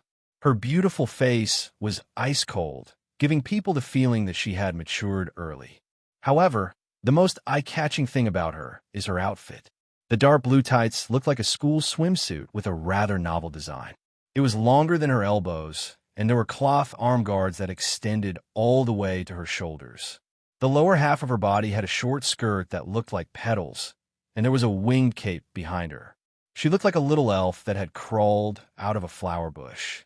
In her hand, there's a blue hexagonal staff with a blue ribbon on the front. There's still a trace of mana left on the staff. It proves where the mana came from. Livia. The girl stood in front of Livia, who's smoking on the ground. Her orange eyes stared at Wu Yin, Chuju, and Mikoto. Are you okay? I'm fine. Livia crawled up from the ground with difficulty. There are burn marks all over her body. She looks very sorry. You actually used electricity on a lady. That's unimaginable. Is that so? Mikoto stroked the bangs on her forehead. A bluish-white lightning accompanied her movements and jumped between her fingers and her forehead. I don't think someone who hides her head and shows her tail is a lady. Livia choked. She couldn't say anything to refute. Soon, she glared at Wu Yan. You bastard. Return my lancer to me. Are you okay? Wu Yan covered his head as he couldn't bear to look at her. If you snatched the rank card from me, would you return it to me? Livia was once again speechless at Wu Yan. Yin. Chuju came to Wu Yan's side and reminded him. It's almost time. Wu Yan looked at the pillar at the edge of the field. On the screen, the two needles were already pointing at the number 12. Chapter 1435. Time's up. With a slight frown, Wu Yan raised his head. Chuju. Mikoto. Hearing that, Chuju and Mikoto unhesitatingly put away their crystal-like swords and blue and white electric currents that were jumping all over their bodies. With a single leap, they arrived beside Wu Yan. At the same time, a wave of powerful magic power surged out from Wu Yan's body and transformed into a dazzling rainbow light. First, it soared into the sky and then descended from the sky. Then, it enveloped Wu Yan, Chuju, and Mikoto. In the next moment, an intricate geometric pattern gradually spread out like ripples under the feet of the three of them. It was then surrounded by a circle, combining into a colorful magic array that began to rotate. That's Rin and Osaka and Livia were shocked. Pay attention. The ruby floating above Ilya's head shouted. They're planning to enter the mirror world. Not good. Rin and Osaka reacted and abruptly turned his head to look at Ilya. Ilya, hurry up and transform. Oh. Ilya was stunned. Now? There's no time. Hurry up. Oh. Ilya didn't care about anything else and grabbed the ruby. A beautiful, wave-like, dazzling light enveloped Ilya's body. Intense flashes of light were also stirred up. When the strong light faded away, Ilya's casual clothes had also disappeared. Instead, She was wearing the same style of clothing as another young girl of the same age. Her white shoulders were exposed. She was wearing a white pleated dress with a pink top and white bottom. She also had a pair of shoulder-length cloth gauntlets on her hands and a pair of white gloves. She looked rather playful. Her thighs were wrapped in a pair of pink stockings that reached above her knees. Behind her, there was a cape that looked like a fairy's wings. Behind her head, a pair of feather-like hair accessories were tied to her snow-white long hair. In her hand, the ruby had transformed into the shape of a cane. Ilya was holding in her hand. Although it sounded a bit inappropriate, it was true. No matter if it was Ilya or that little girl, they were more suitable to be the so-called magical girl than Rin in Osaka and Luvia. As for the level of these two little girls, Ilya's field, Foam, Einstein Baron, level 66, Beauty Tour, Eiderfeld, level 69. Although they couldn't compare to the transformed Rin, Osaka, and Luvia, these two girls were ordinary people who didn't know how to use magic in the first place. It was already quite impressive for them to possess such strength after transforming, especially that child called Mayu, who actually had the strength of the peak of the 7th rank. For a child who could only go to primary school, it was really rare. Compared to the two girls who had transformed, Rin Osaka was much weaker. He was only level 60 and had just reached tier 7. Luvia was the same. Luvia Serena. Ed felt. Level 60. From this, it could be seen that this was the most advanced magic attire made by the second mage of this world. Just how high was its performance? Ruby, Rin Inbin hurriedly called out. Stop spacing out.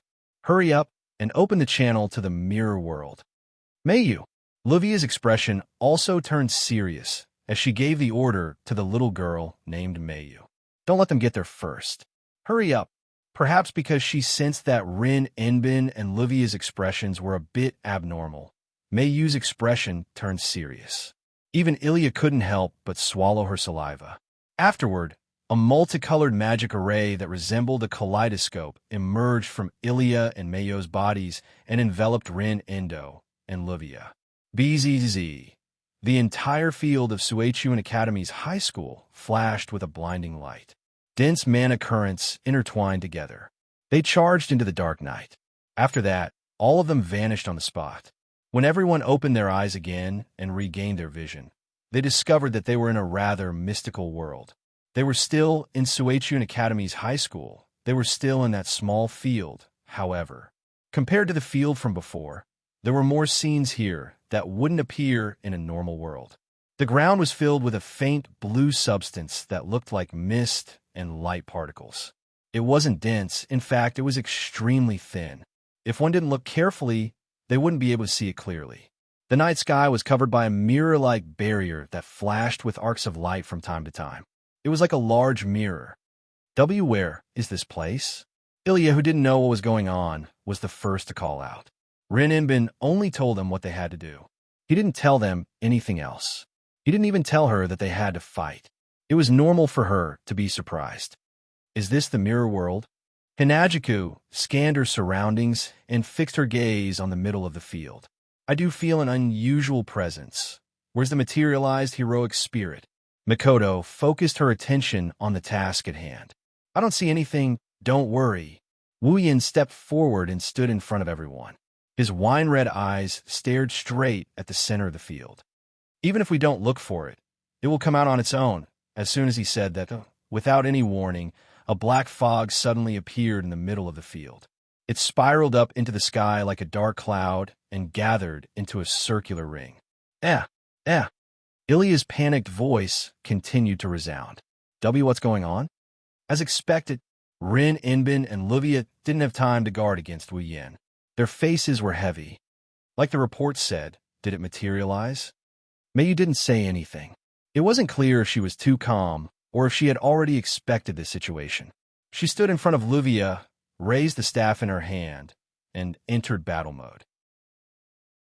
At the same time, the black fog hovering in the sky seemed to distort. With a turn, it condensed together and suspended in mid-air like a black hole. An oppressive presence slowly emerged from the black hole and reverberated in the air. What are you playing at? Mikoto looked at the black hole and raised her hand. Dazzling blue and white electric arcs leaped up. "Come out." After saying that, Mikoto swung her hand forcefully. Amidst the crackling sound of electricity, the violent electric current converged into a beam of light and shot towards the black hole in the sky. Boom! The ferocious lightning struck the center of the black hole, twisting the entire black hole into a mess. Blue and white electric arcs flowed on top of the black hole. Together with the black mist, it formed a thunderstorm. However, the oppressive aura fluctuating in the air did not decrease in the slightest. Instead, it seemed to have been detonated. The black mist also contracted and expanded.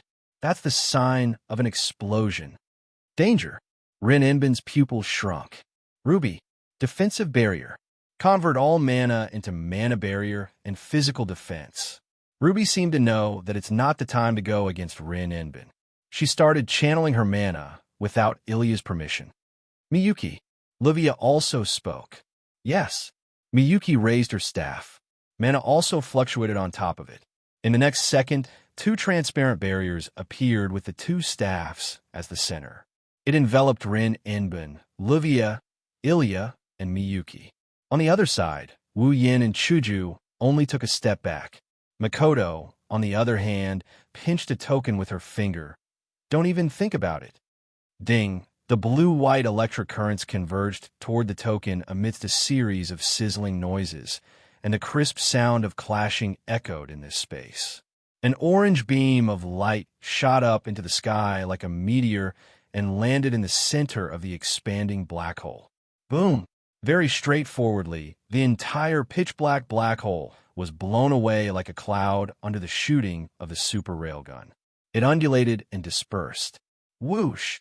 At the center of the black hole, a figure transformed into a black ray of light. With a speed comparable to that of the railgun, the figure charged towards Mikoto and slammed into her. Boom! Amidst the deafening explosion, the black light didn't hit Mikoto. Instead, it hit a black wall in front of her. A wall made of iron sand. Everyone finally saw the black light's true form. It was a girl with long purple hair that reached her ankles. She wore a black skin-tight suit. Her eyes were covered by a shield, and she held a chain of spikes in her hand. A materialized, heroic spirit. Chapter 1436. Rider. Level 70. The sharp tips of the spikes collided with the iron sand wall, causing a series of sparks and incessant sounds of metal clashing. The sharp friction that made one's eardrums hurt reverberated in the air, making one feel extremely uncomfortable. Holding a sharp spike connected to the chain, the rider kept exerting force on the iron sand wall in front of her, as if the wall in front of her was her enemy. She would not stop until she pierced through the wall. Everyone who saw this confirmed that the rider in front of them didn't have a shred of rationality. If the rider had a normal sense of judgment, she wouldn't have tried to fight against a wall. So this is the incarnation of a mythical or legendary hero. Mikoto looked at the rider in front of her with blue and white electricity jumping around her body and black iron sand waves rolling around her body. She was disappointed when she saw the rider with a ferocious eyeball on her face. If a mythical hero looks like this, then it's really disappointing. After saying that, a ball of violent blue-white electric current was like a shock wave, shaking and exploding out. Bang! The electric current hit the riders without any hindrance, like blue and white whips. Amidst the crackling of the electric current, a series of electric roars sounded. Then, he began to crazily lash out at the skinny body of the Japanese cavalry. Instantly, a burning smell came from the rider's body, and his body was covered by the crazy flowing blue and white electric current. He screamed in agony. Before the rider could react, the iron sand wall in front of him suddenly twisted and a column protruded from the front corner. The column slammed into the rider with a heavy impact. Bang! Ha! The rider let out a strange cry like a wild beast. His body flew out and smashed into a wall far away. His body was covered by the falling rubble. What the hell? Mikoto made a dissatisfied sound. Is she at tier 8 with this level of strength? Even a peak tier 7 is barely enough. He heard Mikoto's complaints. On the side, Rin Inbin and the others, who were behind the defensive barrier, finally reacted. That big sister, Ilya exclaimed. She's so strong. Hey, Rin in Osaka. Livia also asked in surprise. Who's that woman? How would I know? Rin Inbin bit his lips. I only know that she's not on our side. That's right. Livia calmed down. Just like Rin Inbin said, Livia didn't know who the rider was. She didn't know who the rider was, but her strength was obvious. She's definitely someone who can fight a heroic spirit one-on-one. Also, most importantly, the other party was the companion of the man who had snatched away the rank card in her hand. If that's the case, then this isn't something to be happy about. Oh, rank card. Livia snapped out of her daze and stared at the Japanese cavalry that was buried under the rubble as she spoke softly. Mio, if you have the chance, take that card back. Mei nodded silently. She tightened her grip on the cane in her hand, and her eyes became sharp. But things aren't as they thought. Mio, don't be careless. In the distance, Wu Yin, who was standing beside Hinajiku, suddenly spoke. She's a rider, heroic spirit. Her combat power isn't based on her physical body, but on her noble phantasm and riding skills. You have to be careful of her noble phantasm and mount. Unfortunately, it's too late. Reign of the rider. A ghost-like voice slowly flowed out from the pile of rubble like sewage, spreading into the ears of everyone present. Boom! Amidst the explosion, a beam of light shot up into the sky from the pile of rubble, smashing the surrounding rubble and the ground into pieces. What happened? Ilya gripped her cane tightly in panic. Rin in Osaka, and Livia were both shocked. She used her noble phantasm? Everyone raised their heads and looked at the light beam that pierced through the sky. Their pupils gradually shrank to the size of a needle tip. Everyone on the scene saw it. In the middle of the pillar of light, the rider held a glowing rein. She was riding on a white-winged horse that was glowing with white light. She looked just like a heavenly horse from the legends. Huh. The rider didn't give anyone a chance to react. The rider rode the heavenly horse that was covered in a blue and white mist and charged down. In that instant, it was as if everyone saw a white comet falling from the sky, bringing with it a deadly tremor in the atmosphere, leaving a trail of white light behind it, and fiercely crashing into Mikoto, who was on the ground. Yen. Chuju held her white cherry tightly. Wu Yin stopped Chuju, who was about to attack. He looked at Mikoto's face. On that beautiful and heroic face, there was a smile that could make one's blood boil.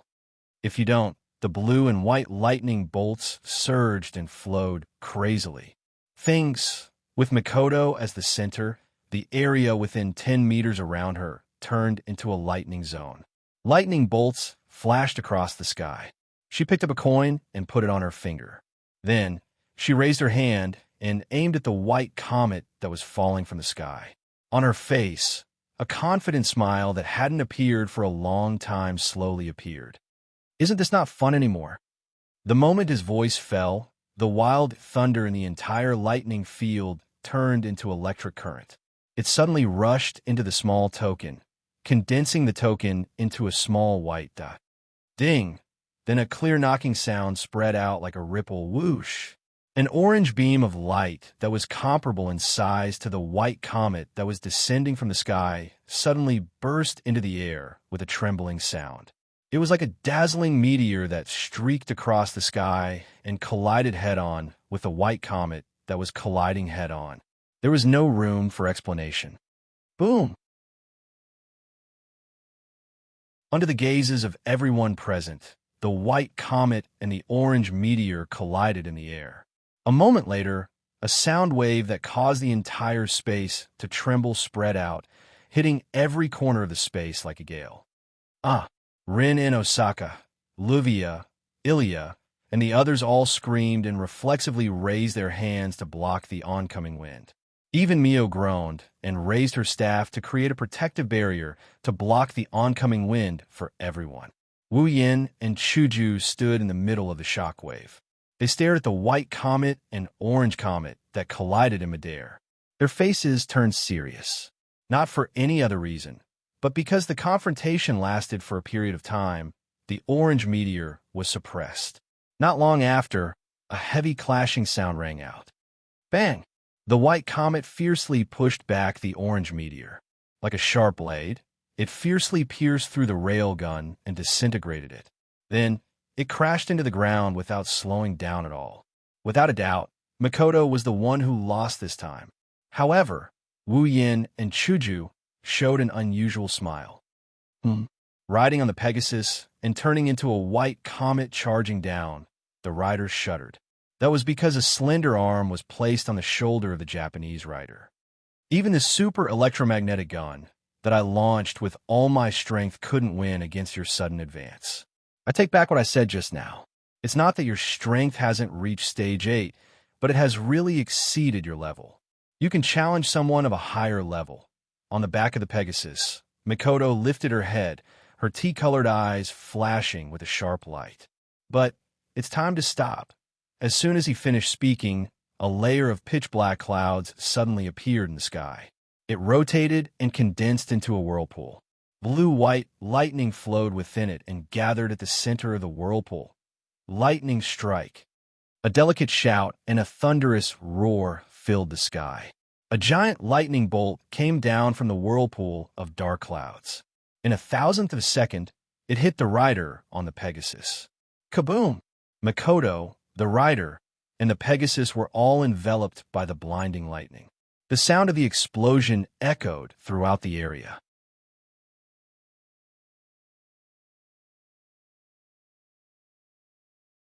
Chapter 1437. Riding on a Pegasus, a rider that shines like a comet, sweeping across the land. The wind is as turbulent as a storm, a thunderous roar that reverberated across the entire battlefield. A lifeless expression slowly appeared on their faces. Time, space, sky, earth. Everything seems to have been frozen in time, becoming the final scene of the battle between humans and heroic spirits. Then, everything calmed down. Makoto stood alone in the middle of the battlefield, surrounded by blue and white. Electric arcs. Below Makoto's feet, there was a crater that looked like it was caused by a meteorite crashing into the ground. Gravel, smoke, and scorch marks were everywhere.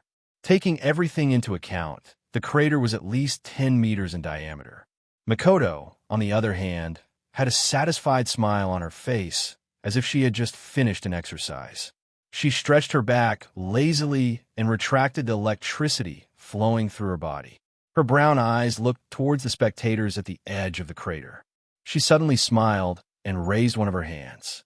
There's a card on top of her hand. Class card, Rider, a card created with the highest level of magic theory. It has the ability to summon the power of a heroic spirit that corresponds to the card's class. The usage method is as follows: limited expansion, with a magic attire as the medium. The class card is the pass to the seat of heroic spirits. The heroic spirit's relic corresponding to the class card can be materialized and used within a short period of time. Note, this class card is Rider.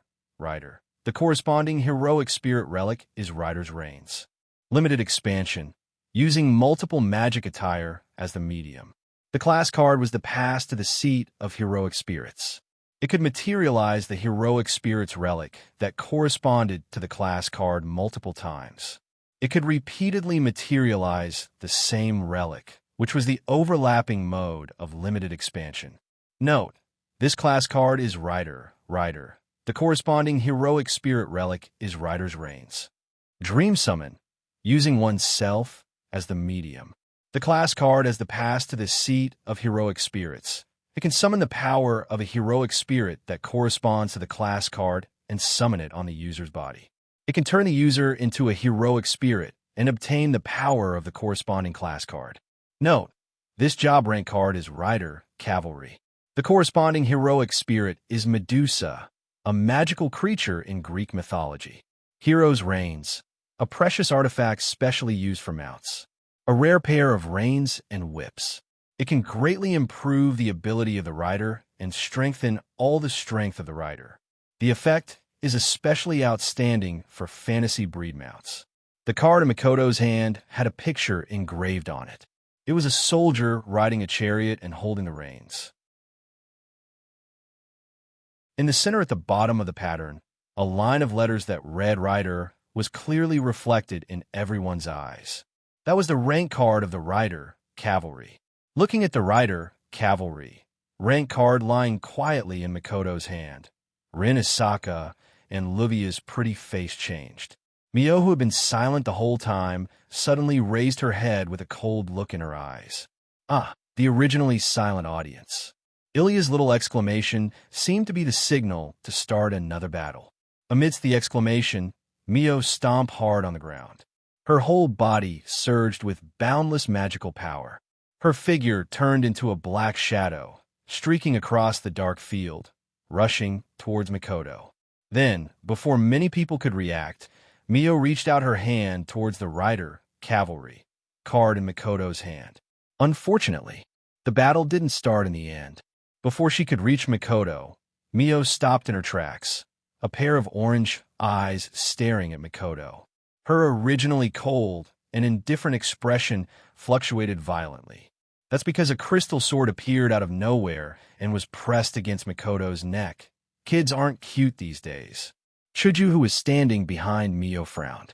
She held the crystal-like white cherry in her hand and placed it on Mio's neck. Although I don't really want to treat a child like this, that's what Yin wants. So, can you please not touch it for the time being? Far away. Rin, who regained his senses, was shocked. When did she appear there? This. Ilya stared blankly at Mio, who was being held hostage. She didn't react for a long time. What's going on now? Mio. Livia's pretty face was anxious. She wanted to rush forward, but Chuju glanced at her. She didn't dare to act rashly. Don't worry. Wu Yin slowly walked to Mikoto's side and took the Rider, Cavalry, card. He turned around and showed a helpless expression to Rin, Livia, and Ilya. Chuju won't do anything to a little girl. You don't have to worry about that little girl. Rin and the others calmed down a bit. Livia took a deep breath and looked at Wu Yin with a cold gaze. I thought you were a gentleman. I didn't expect you to know how to threaten a little girl. I should change my opinion of you. You have to understand that we're not the ones who made the first move. Wu Yin tilted his head and smiled meaningfully. Besides, if I'm really despicable, I won't just be threatening this little girl. I'll be threatening all of you as well. Threatening us? What? You don't understand? Seeing the confused expression on Rin and the others, Wu Yin chuckled and walked to Mio's side. He ignored her sharp gaze and patted her head. His face turned cold. If you don't want anything to happen to her, hand over the archer card. Rin and Osaka and the others' expressions immediately changed. Meiyu's expression also turned ugly. Do you understand? The cold expression disappeared, and Wu Yin spread his hands. This is what you call despicable. We didn't use this method. We're gentlemen enough. Magical girls. Wu Yin gestured to Chuju. Chuju understood and let go of the white cherry on Mio's neck. Without hesitation, Meiyu leapt backwards and returned to Livia's side. She raised her sapphire staff, and the vigilance in her eyes was unprecedentedly high. Only then did Rin, Enbin, and the others truly let out a sigh of relief. They were worried that Wu Yin would threaten them with that method. Then, Wu Yin raised the Rider, Knight, card in his hand and grinned. Class card, Rider, Knight. I'll gladly accept it then. Rin and Osaka and Livia gnashed their teeth in anger. No matter how he looked at it, this line sounded exactly the same as the declaration the other party made when he snatched the rank card of Lancer, wasn't it? But what can they do? Fight? When they were still able to transform, Rin, Enbin, and Livia were already no match for the enemy when they joined forces. Now, even though they had more people on their side, their overall strength had decreased rather than increased. Not only did the opponent have more than one person, but he also had two more powerful companions. If they were to fight, Rin and Livia would have no chance of winning. Under such circumstances and the disparity in combat strength, it would be better to say that the archer card wasn't taken away by the other party through threats or robbery. That was something worth rejoicing over. It looks like you don't want to do anything to the cards we have. Rin Inbin mocked him, unwilling to give up. Are you really a gentleman? You won't do anything to weak women and children? Wu Yin raised an eyebrow and smiled. Since we're both aiming for the class cards, we'll have to fight sooner or later. Why don't we let you guys take back the cards, and we'll have a showdown? Oh, Rin Hasaka tightened his grip on the gemstones around his finger. You look like you've got us. Who knows? Wu Yin pursed his lips and put away the Rider Knight card. Chuja Mikoto, let's go back. The two girls nodded and came to Wu Yan's side. See you next time. Wu Yin put his arm around the two girls' shoulders, and a colorful magic formation appeared under him. His body blurred, and he disappeared. Rin Inosaka, Ruvia, Ilya, and Mio looked ahead and remained silent. Chapter 1438. Fuyuki City, on a certain street. Rin Inosaka, Luvia, Iria, and Mayu, who had changed into casual clothes, were walking together. However, the atmosphere was rather depressing. They walked forward aimlessly with their heads lowered. Rin Inosaka and Luvia were both silent. Mayu was also quietly following behind Luvia, without saying a word. This caused Iria's mood to become heavy. Her cute face was filled with depression. Unlike Mayu, who looked very mature, Iria was a very normal elementary school student. Before she met Ruby, she didn't even know about magic and magicians. Naturally, she didn't understand the importance of class cards. To Ilya, retrieving the class card was not so much a mission, but a calamity from the heavens. After all, before today, Iria always thought that retrieving class cards was just finding those class cards and keeping them. Who knew that she would need to fight? Asking an elementary school student to fight against famous heroes from myths, legends, and history? This was no longer something that could be described as difficult. Therefore, Iria didn't understand why Mayu, a girl who was about the same age as her, could be so calm in the face of such a situation. She didn't even panic when facing the enemy. All in all, Iria didn't have any sense of reality. Rin Inosaka and Luvia both had their own thoughts regarding the class cards. Mayu had a calm expression as if she was thinking about something. Only Iria didn't feel anything. She only felt that the atmosphere was really uncomfortable. Unable to bear it anymore, Iria could only lower her voice and talk to Ruby, who was floating beside her. Hey, Ruby, what's wrong with everyone? Everyone is trouble. Ruby's ribbon-like accessory curved like a hand and scratched the top of the ring. It looked exactly like a person scratching their hair. There's an unknown origin, an unknown identity, a very powerful opponent.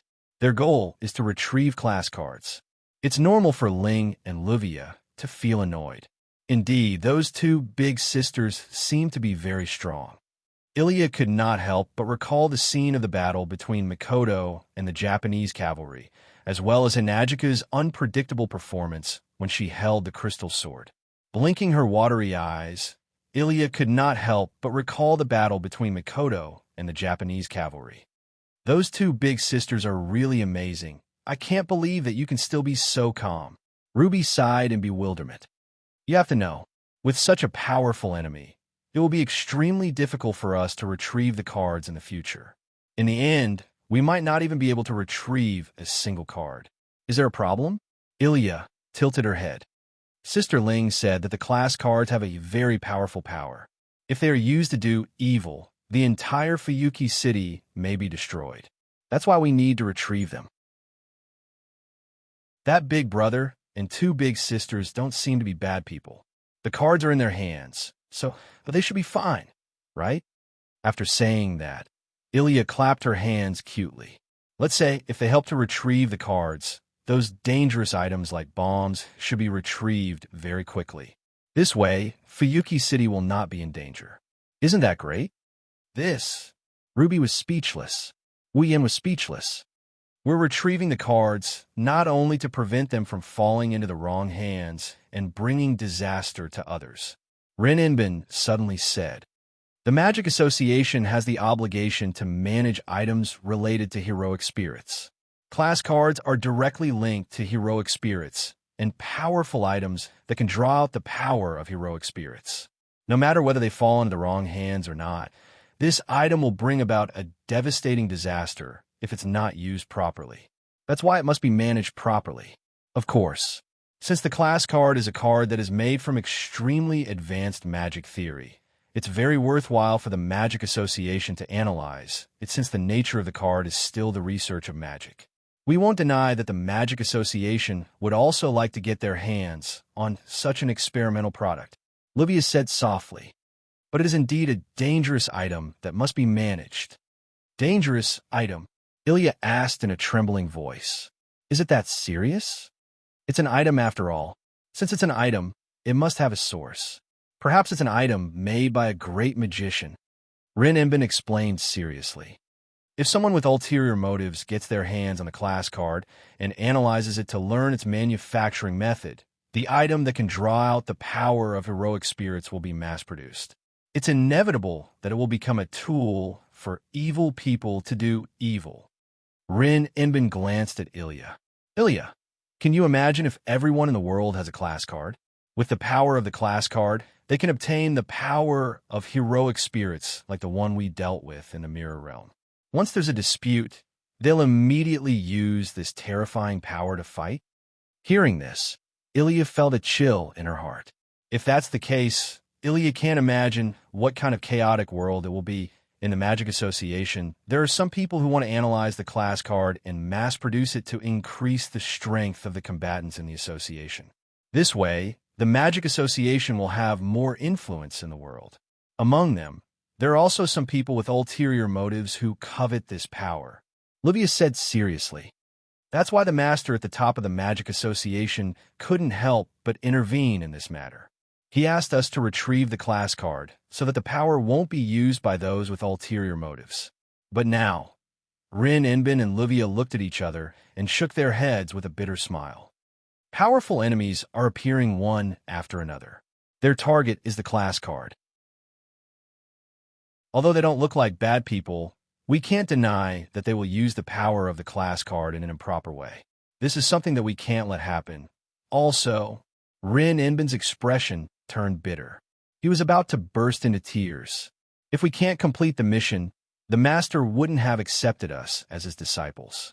This is unacceptable. Ilya stumbled and almost fell to the ground. Even Miyuki was speechless. So, these two women are doing this for me? The enemy is too strong. They're not something we can handle right now. Livia looked at Rin Inbin.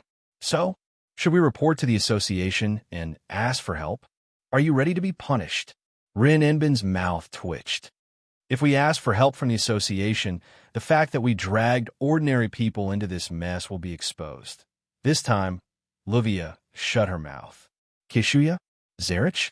When Shubi and Augu sent Rin Inbin and Livia to Fuyuki City to retrieve the class card, he repeatedly reminded them that the two wands are the highest-level magic attire. They have the ability to grant the wearer great power in an instant. Just like the class card, if used improperly, the magic attire can become a dangerous weapon. So, Kishuya? Zarich? Shubi and Augu seriously reminded the two girls to take good care of the wands and prevent any accidents from happening. But in the end, not only did the two wands break free from Rin Inbin and Livia's control, they also successfully dragged the two 10-year-old ordinary people into this mess. As a result, the two girls had to borrow their power to retrieve the cards. What if Kishuya was involved in this? Zarich? Shubi and Augu knew that he would have to reconsider taking Kishuya as his disciple. Rin Inbin and Livia were sweating profusely when they thought of this. Maybe things aren't as bad as we thought. Rin Inbin forced a smile as sweat dripped down his face. Look, even a magic association can't do anything about the class card. They can't analyze it at all. How can others analyze its structure and mass produce it? You're right. Rin Inbin. Livia forced a smile. Thinking about it carefully, this isn't a bad thing. Just like what that man said, we have class cards in our hands. Sooner or later, we'll face them. Why don't we let them work hard to retrieve the cards and wait until the final battle to snatch all their cards? Wouldn't that save us a lot of trouble? That's right. Rin Inbin and Livia laughed out loud, but their expressions were as fake as they could be. This time, It was Aaliyah and Mio's turn to sweat profusely. Chapter 1439. The next day, the sky was clear, the azure sky, the pure white clouds, the noisy streets, and the tranquil environment. Everything seemed so serene, making people feel relaxed and happy. At the corner of the street, Rin Tobasaka was carrying a bag on his shoulder. He was wearing the same casual clothes as last night, and he was walking back and forth with the pedestrians around him. However, there was a hint of unhappiness on his face. Rin Inosaka reached into his bag and took out a bank book. He looked at the numbers on it, and his originally unhappy expression suddenly became extremely unhappy. There was even a faint trace of sadness. Today, Rin Inosaka planned to buy some gems from the shops in Fuyuki City. For Rin Inosaka, gems were essential to her magic career. The magic trick Rin Inosaka used was called gem magic. It was a kind of magic that the user would store their own magic power and spells in a gem, and then use the gem to activate it. In order to use the gem magic, the user could inject their own magic power and the original magic technique into the gem in advance. When it was time to use the gem, they didn't need to follow the original magic activation process. They could activate the magic stored in the gem through a procedure and use the magic. This kind of magic trick could be prepared in advance and store magic power in the gem. Gem magic was a very famous magic trick. After all, when a user of the gem magic activated the gem magic, they basically only needed to draw out the spell and magic that originally existed in the gem to form the magic. It only needed one process, and it didn't even need to consume magic power.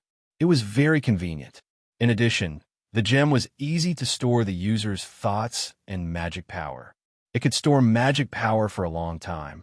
So, gem magic was very famous in the magic circle. Only some famous families could use it. Therefore, gem magic was passed down in Rin Inosaka's family, the Inosaka family. Unfortunately, there were pros and cons. Gem magic was convenient, practical, and powerful. However, the most basic condition to activate gem magic was to use gems as a medium. This was a very expensive magic trick. Gem magic was a one-time use. Not only could the gems not be recycled, but they would also disappear when the magic was activated. One magic trick was a gem. How could it not burn money? It was also because of this reason that most of the users of gem magic were famous magicians. Originally, the Inosaka family, who could use the gemstone magic as their family heirloom magic, was also a wealthy family. Although he didn't want to admit it, the Inosaka family had indeed declined. As a result, Rin Inosaka's family wasn't very well off. He usually used the gemstone magic as frugally as he could, which was very sad. This was also the reason why Rin Tozaka looked at his bank book with such a sad expression. Her net worth wasn't that great to begin with, and now that she was going to buy expensive gems, Rin Inbin didn't even dare to imagine how much she would have left. Moreover, even if he didn't have much money left, the number of gems he could buy was limited. But what could he do? Who asked the ruby to betray her and not let her use it? She still had to carry out the mission of retrieving the rank cards. Moreover, there was such a strong enemy. If she didn't prepare more gems, when the time came for the real battle, the gems would be used up. Wouldn't she be at the mercy of others? Therefore, even though Rin Tozuka's heart ached, he had no choice but to buy gems. It was only at times like this that Rin Tozaka envied his nemesis, Luvia. By the way, Luvia was also a gem magic user. She wasn't as poor as Rin Tosaka. She was truly wealthy. She threw away gems one after another. She was even wealthier than the so-called rich girls. She was so rich that she was practically dripping with oil. Rin Tozaka soon arrived outside a gemstone store. He looked at the gems displayed in the glass cabinet. His green eyes were filled with conflict. Of course, Rin Tozaka wasn't conflicted about the gems, but the rows of numbers displayed under the gems. She took out her bank book again and glanced at the number on it. She shrugged her shoulders. This means that even the cheapest gems I can buy aren't that many left. Suddenly, a hand appeared and patted Rin Tozaka's shoulder. What are you doing here? Wah. The sudden voice and the physical sensation on Rin Tozaka's shoulder made him jump in fright. Rin Tozaka's leg tilted, and he fell to the ground. Seeing the ground getting closer and closer to her, Rin Enbin's pretty face was filled with panic. She closed her eyes and prepared herself to be disfigured. However, before she could prepare herself, Rin Enbin felt that her body was frozen in the air, still in the position of falling down. HM? Rin Tozaka opened her eyes and looked at the ground that was about to touch her face in confusion. Then, she realized why she didn't fall to the ground. That's because a hand went under Rin Tozaka's armpit and hugged her. She was suspended in midair and didn't fall to the ground. It must be the owner of this hand who saved Rin Tozaka. However, not only did Rin Enbin not feel the slightest bit of gratitude towards the person who saved her, her beautiful face slowly changed color, and in the end, it was completely dyed red. The reason was simple. That hand was holding onto one of Rin Enosaka's plump breasts. His fingers were even digging deep into it. HM? Even the owner of the hand felt that something was wrong. He started to move his hand and knead Rin Enbin's softness. Why are they so soft? With her chest being rubbed like this, Rin Enbin immediately felt a strange feeling in her body. She couldn't help but let out a delicate moan. The blush on her face instantly covered her entire face, causing her to scream out crazily. What are you doing? The hand that was pinching Rin Tozaka's breast froze. At the same time, a stiff voice was heard. This soft thing can't be. Rin Tozaka's heart was filled with anger as she struggled to free herself. She covered her breasts and sat on the ground. She looked behind her with tears in her eyes. Rin Tozaka was stunned for a moment before she screamed in shock. It's you, Yo-Yo. The culprit, who had played with Rin Enosaka's round and smooth hand for a while, raised the hand that he had just enjoyed with an embarrassed smile. Even though it's the same line as last night, I'll take it as you greeting me. The person who came was Wu Yan. You. Rin Tozaka's hands trembled as she pointed at Wu Yan. Her eyes were filled with tears. How dare you? How dare you? Wait. I didn't do it on purpose. I was trying to save you. Wu Yan retreated a few steps and shook his head without a second thought. Even if I wanted to attack someone's breasts, I wouldn't choose you. You don't have that much. What did you say? Rin Tozaka's eyes widened.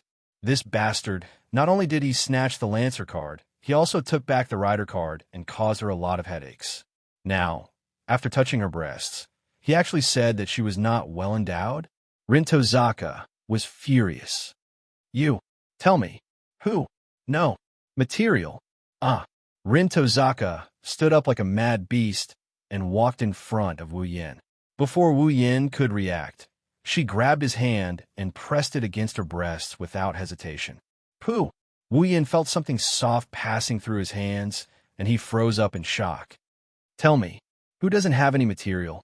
Rin Tozaka, who didn't realize what he just did, finally woke Wu Yan up from his stupor.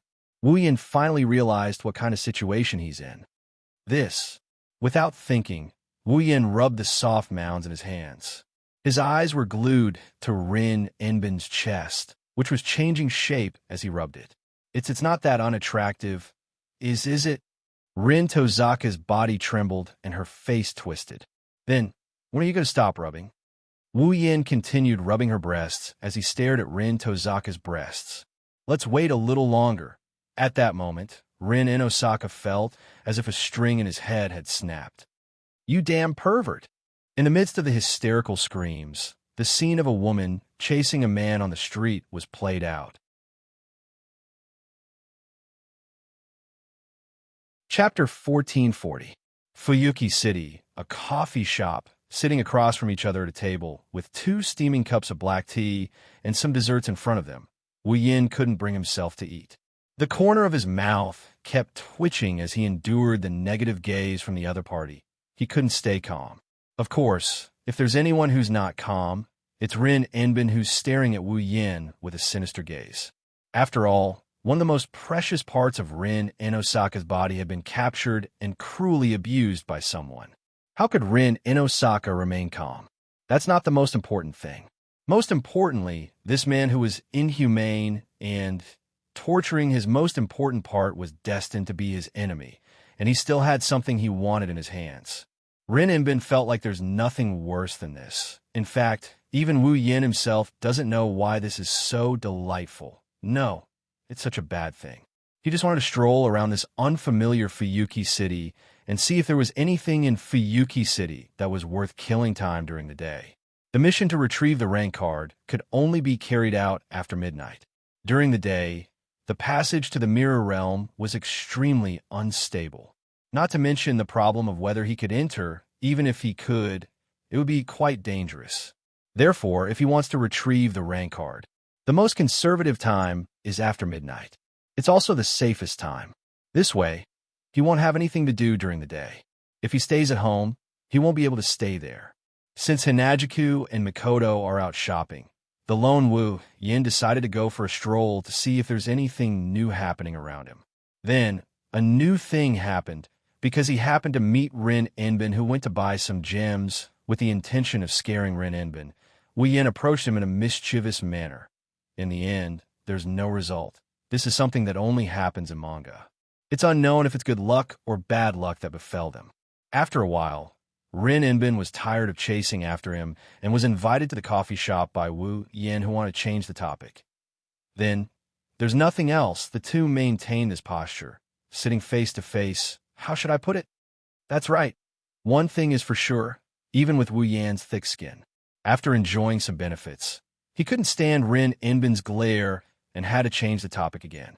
All right, why were you there? Wu Yin regretted it as soon as he said that. What kind of change of topic is that? Wasn't he just poking at a sore spot? As expected, when Rin Inbin thought of the gem store, she immediately remembered her own experience. Blushing, she covered her chest without thinking and glared at Wu Yin. Ahem. Wu Yin coughed. I'm just curious. Rin Inbin snorted and turned her head away. I went to buy some magic gems to deal with a certain gentleman who's been ruining my plans. No, I mean a pervert. Ahem. Wu Yin coughed even harder. As expected of the devil, even if he's not as black-bellied as the original, he's still good at cursing. He's still as skilled as ever. Gem magic? Wu Yin asked weakly. Did you run out of gems? Don't worry. Rin Inbin glanced at Wu Yin. In order to avoid being robbed by perverted gentlemen, I always carry gems with me. I was just filling up my storage. Perverted? Wu Yan's mouth twitched. He looked at Rin Inbin's disgusted expression, and he was furious. He said with a hidden meaning, but why did I hear someone say that even the cheapest gems that can be bought can't be bought that much? Rin Inosaka's expression stiffened as he fell into a state of paralysis. Oh. Wu Yin looked like he saw a new continent, and he teased. Could it be that Miss Lin, in order to fill up your anti-wolf warehouse, you've lost all of your little treasury instead? Hisashi turned around, and he glared at Wu Yin with a ferocious look. What's wrong? Can I? Well, I'm not saying no. Wu Yin picked up the cup of black tea, and he started sipping his tea. Well, we're friends. If you're worried, you can tell me. I don't mind helping you help. Rin Inbin looked at Wu Yin suspiciously. Help me? Isn't it just a gem? Wu Yin pursed his lips. He recalled something, and he flipped his hand. He took out a crystal clear gem. No, rather than calling it a gem, it's more like a crystal. Take a look at this. Wu Yin tossed the crystal to Rin Inosaka. Can you use this as a medium for your gem magic?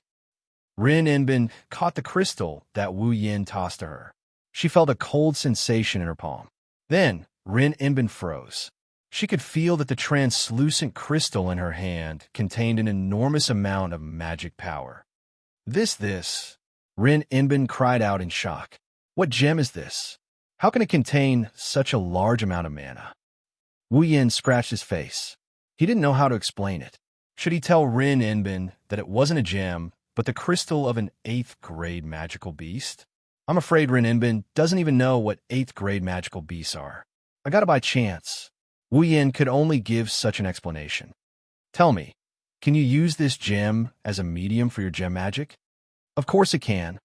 Rin Inbin looked at the crystal in her hand excitedly. To put it bluntly, Gem magic is actually storing magic power in a gem, writing a spell pattern into it, and forming all the conditions to activate the magic. When it's time to use it, the magic power and spell pattern in the gem will be drawn out, forming the magic itself, and it will be able to form the magic. This gem already contains a large amount of mana. There's no need to store it. All you need to do is inject a spell formula into it. When it's time to activate it, the mana in the gem will be able to deal great damage to even heroic spirits with high mana resistance. It's a killing machine. Rin Enbin looked at Wu Yan with a fervent gaze. The mana in this gem is at least 100 years old. Where did you get it? There were good and bad gems, and this also had something to do with the quality of the gem magic. Better quality gems could store more mana, increasing the power of the spells cast by the user. On the other hand, poor quality gems could store less mana, and the spells injected into them couldn't be too advanced, so there were many limitations. It was obvious how important gems were to the user of gem magic. As for the mana that Rin Enbin mentioned, it was something that had never been seen before. At the very least, Rin Enbin had never seen a gem that could store 100 years' worth of mana. That was equivalent to a magician with standard magic power continuously inputting magic power for 100 years to reach that level. How could a gem withstand such a large amount of magic? But now, a gem like this was right in front of Rin Enbin's eyes. Rin Enbin didn't dare to imagine how powerful it would be if he used this gem to cast a magic spell. In the past, Rin in Osaka had a gem that stored 17 years of mana. Each of those gems had the power equivalent to an A-rank magic spell. An A-grade magic spell was enough to deal damage to a heroic spirit. If he used a gem with 100 years' worth of mana to cast a magic spell, it would be equivalent to a heroic spirit's full power attack with a noble artifact. In other words, with this gem in his hand, Rin in Osaka could perform a magic spell that was as powerful as the one the rider used last night on the Pegasus. If it wasn't a killing machine, then what was it? If this gem was used properly, it would definitely be able to deal a fatal blow to the heroic spirit. Rin Enbin didn't even need to inject mana into the gem. He only needed to inject a spell formula. Just like that, Rin in Osaka would have a trump card that could kill him.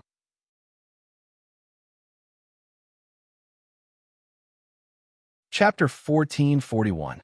How would Rin in Osaka know that in the Spalier world, the magical crystals of magical beasts were all crystals that contained a large amount of mana?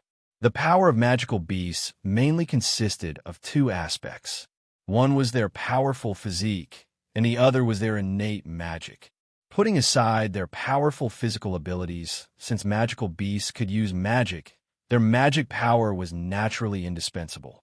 Magical beasts stored their mana in the magical crystal within their bodies. Thus, a magical crystal contained the mana that the magical beast had accumulated over its lifetime. This was why magical crystals had such a large market in the Spalier world. They could be used to create potions, tools, and even weapons. Their price had always been high, and the magical crystals of high-grade magical beasts were even more expensive. The magical crystal in Rin in Osaka's hand was a grade 8 magical crystal.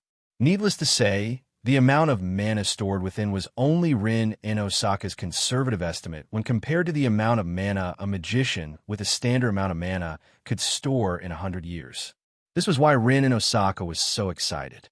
Not to mention who had injected the mana into the gem. The fact that the gem itself could store 100 years of mana was enough to make all gem magic users go crazy. To a magician, the mana stored within the gemstone wasn't much of a problem. The quality of the gemstone was even better. At this moment, Rin in Osaka had completely forgotten that the person in front of her was her enemy. Her eyes were filled with passion as she looked at Wu Yan. She leaned forward and almost reached out to grab Wu Yan's shoulder. Her face was only 20 centimeters away from Wu Yan. Seeing Rin in Osaka's pretty face pull so close, her red lips and warm breath coming close, Wu Yan couldn't help but feel a little awkward. If Wu Yan didn't know why Rin in Osaka was so excited, he would have thought that she was trying to take advantage of him. Wu Yan awkwardly pressed Rin in Osaka's shoulder and pushed her back to her seat. Isn't it just a gemstone? Don't make such a big fuss. Isn't it just a gemstone? Rin Inosaka's expression was one of disbelief. Don't you know how valuable this gemstone is? As for the value, I can more or less guess it.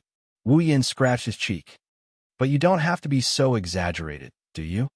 You? Rin Inosaka opened his mouth wide in shock as he looked at Wu Yan's innocent expression. In the end, he sighed as if he had given up. Forget it.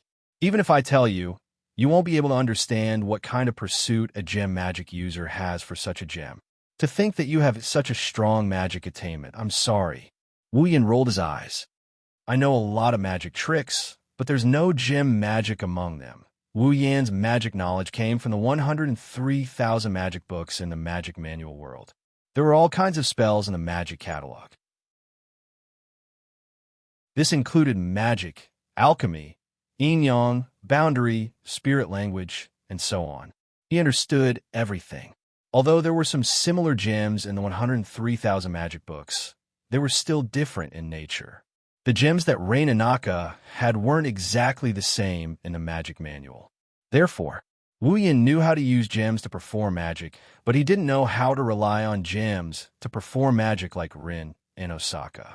In Rin Inosaka's ears, Wu Yan admitted that he didn't know how to perform gem magic. Of course, gemstone magic is very rare in magic. Only a few famous families would use it. Rin Inbin puffed out his chest as he spoke. Our family's gemstone magic has already formed an entire system. It also includes some of our own understanding. Even compared to the gemstone magic of other famous magician families, we have a certain advantage. Luvia and the others can't even compare. Wahaha! Rin Inosaka started giggling to himself. Wu Yin blushed with shame. Since your family has some understanding of gem magic, why don't other families have it too? Is that so?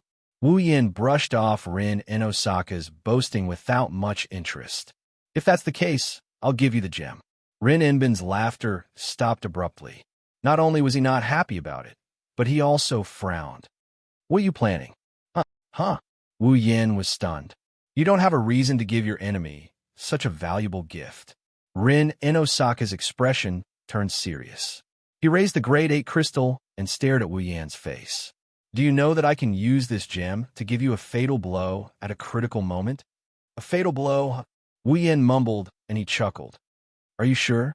You don't believe me? Rin Inosaka laughed coldly. It contains 100 years of magic power. Next, I just need to inject a spell into it. When it's time to use it, it can completely unleash the power of the noble phantasm that the knight used last night.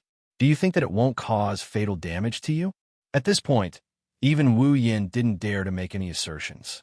If he unleashed all of his power, let alone the attack that was comparable to the last relic that the rider used last night, even if it was 10 times or 100 times stronger, he would still not be bothered by it. However, Wu Yan's level has been suppressed to 75. If that attack hit him, it would definitely kill Wu Yan. But that's it. Even if it hit him, he would only die once. Wu Yan has the body of a true ancestor and has died before. Shouldn't you be happy? Wu Yan smirked. You have a trump card against me, and I gave it to you personally. Why don't you take advantage of it? Oh. Rin Inbin raised an eyebrow as he stared at Wu Yan's face. He tried to figure out something from Wu Yan's expression. After a while, he snickered. If that's the case, I'll take it. Rin Inosaka put away the tier 8 magic crystal in front of Wu Yan and changed the topic. You're going to recycle the cards tonight, right?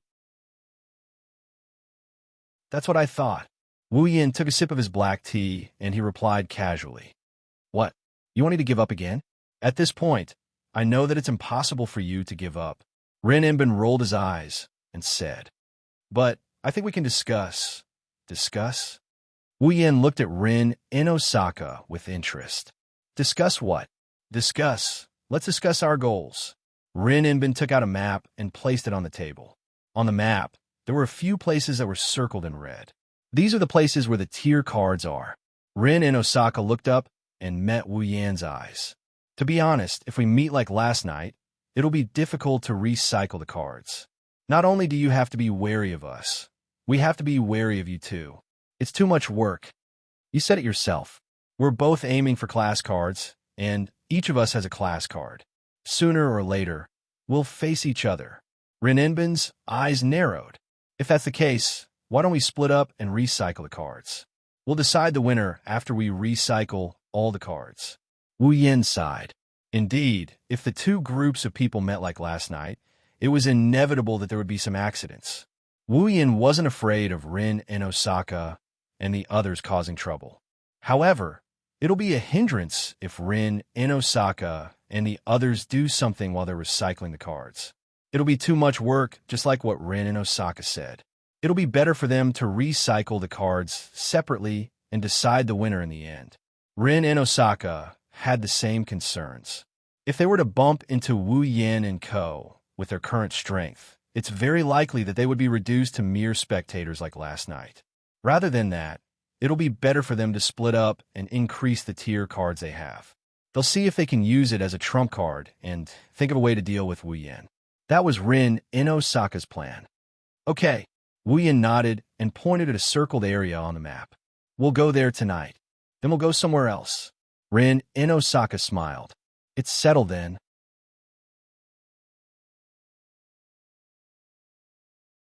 Chapter 1442. Night on a mountain behind Fuyuki City. So, we won't run into each other tonight, right? Standing in the middle of a forest, Hinajiku and Mikoto listened to Wu Yin and Rin's discussion at the coffee shop.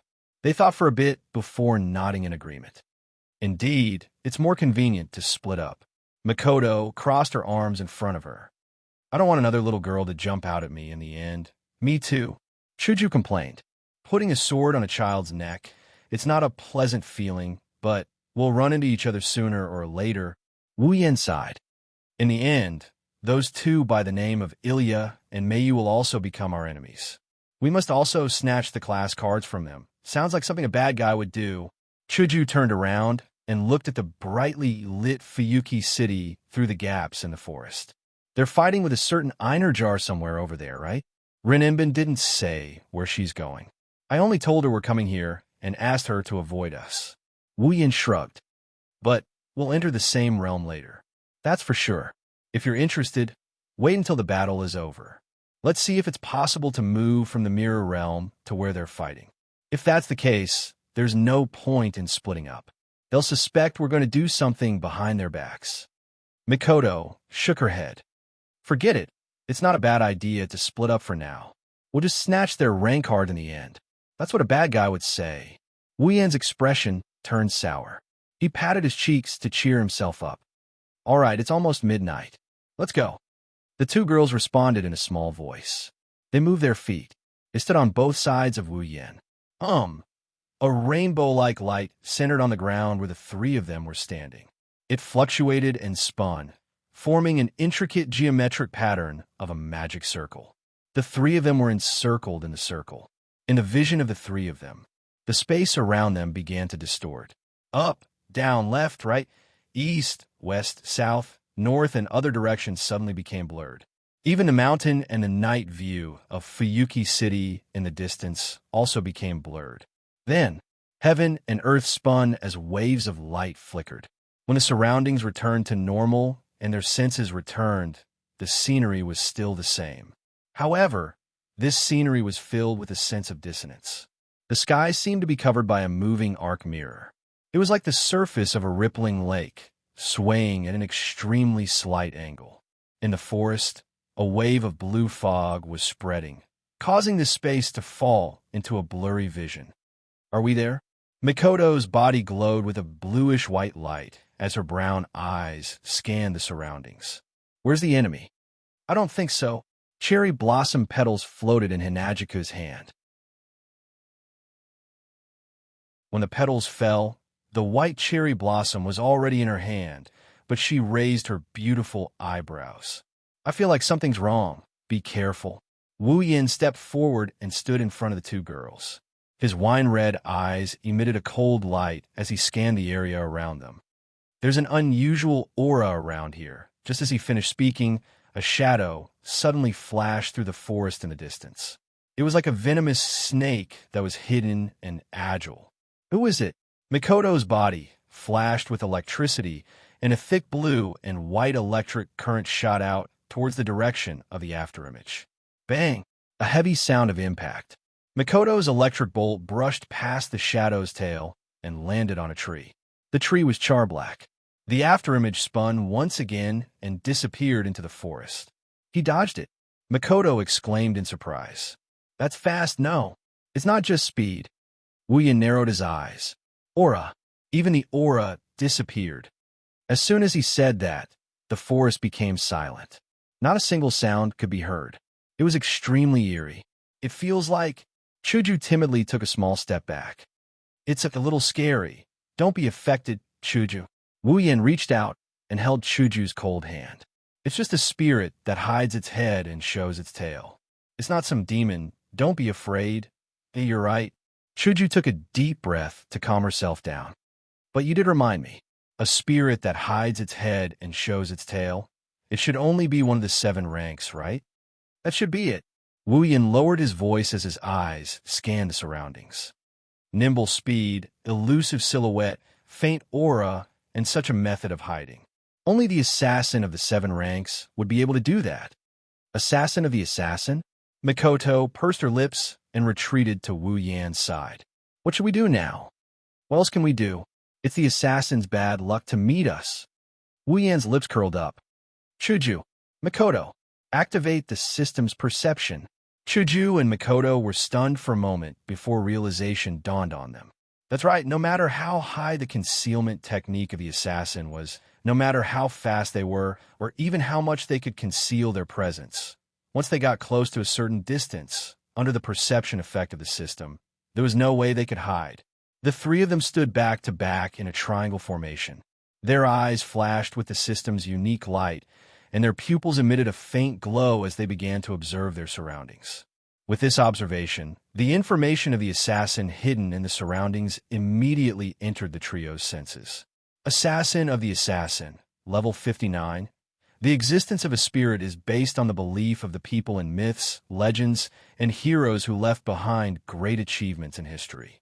Thus, the more glorious the spirit's deeds are, the greater the fame and reputation, the stronger the spirit's power. As for an assassin, no matter what great deeds they did, they would not be publicized. They would only be an unknown character. Because of that, heroic spirits who had the ability to take on the role of assassin would leave behind glorious legends of heroes in their past lives. It could be said that compared to heroic spirits of other classes, they were more or less lacking. As a result, most of the heroic spirits who were assassins had relatively low ability points. They could only rely on relics or some special skills to win against their enemies. Chuju and Makoto had learned some basic knowledge about heroic spirits from Wu Yan. They also knew that the assassin's heroic spirits abilities were usually weaker. But the peak of Tier 6, wasn't that a little too weak? The other information they received from the system's perception also shocked them. Because in the surrounding forest, the system sensed that there was more than one peak Tier 6 assassin target. 1, 2, 3. According to the system's perception, there were at least 50 hidden targets. There were 50 assassins' heroic spirits? Yen, Hanajiku, and Makoto couldn't help but tense up, their expressions full of shock. What's going on? Don't think too much. There's only one assassin's rank card. Therefore, there's only one assassin who can use the rank card's power to materialize. There's no doubt about it. Wu Yan calmly answered the 2 girls' doubts. The system sensed so many assassins. I'm afraid it's because the real assassin's relic is using it. A relic? Hanajiku tightened her grip on White Cherry and forced a smile. It doesn't matter. Since the system sensed them, it proves that they're at least clones and not illusions. They can definitely hurt us. 50 peak rank 6 heroic spirits as opponents? Makoto slowly straightened her body. Streaks of blue and white electricity began to run wildly around her body. That's exactly what I wanted. Then in the forest, several black figures appeared from behind the trees.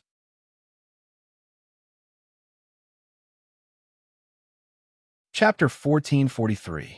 Clack, clack, clack, clack, clack, clack. The rustling sound of branches and leaves rubbing against the ground could be heard clearly from the surroundings. In the dark forest, a group of dark figures slowly walked into Wu Yin, Hinajiku, and Mikoto's line of sight with their light footsteps. They were all completely black, wearing skull-like masks on their faces, black cloaks, and black cloth around their lower body. They didn't even have any hair. That's right, they are indeed monsters. On their bodies, other than their masks, which are white, everything else is black. Head, body, muscles, limbs, along with their clothes, each assassin is absolutely black in color.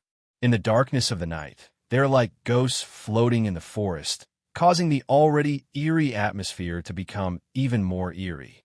In the hands of the numerous assassins, daggers, blades, and short swords that shone with a cold luster were held between their fingers. As they moved with their owners, they flashed in the air again and again, causing one's heart to tremble. That is, Asa's assassins, Chuju and Mikoto's face tensed up, looking at the forest around them. We are completely surrounded. One by one, the black figures are closing in from all directions, shrinking the encirclement. Wu Yin, Chuju, and Mikoto are surrounded in the middle. Some of them are even standing on the branches, aiming their sharp weapons at the three in the center. Come to think of it, once all of the assassins launched their attack, the encirclement would be filled with sharp daggers from top to bottom in an instant, even though they're only peak stage 6. However, the assassin had the right time, the right place, and the right people, with the darkness of the night as their cover. With the surrounding forest as their cover, they have the absolute advantage in numbers. If it was Rindo Saka and his group who came here, they would probably be scared silly. No, it's Wu Yin, Chuju, and Mikoto. Looking at the encirclement, they also feel that it's a bit troublesome. Screw it.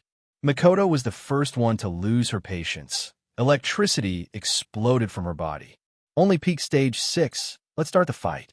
After saying that, the electricity on her body leaped and drilled into the ground, causing the ground to tremble, creating a black wave. On the other hand, the assassins seemed to be stimulated as they raised the sharp daggers in their hands one by one.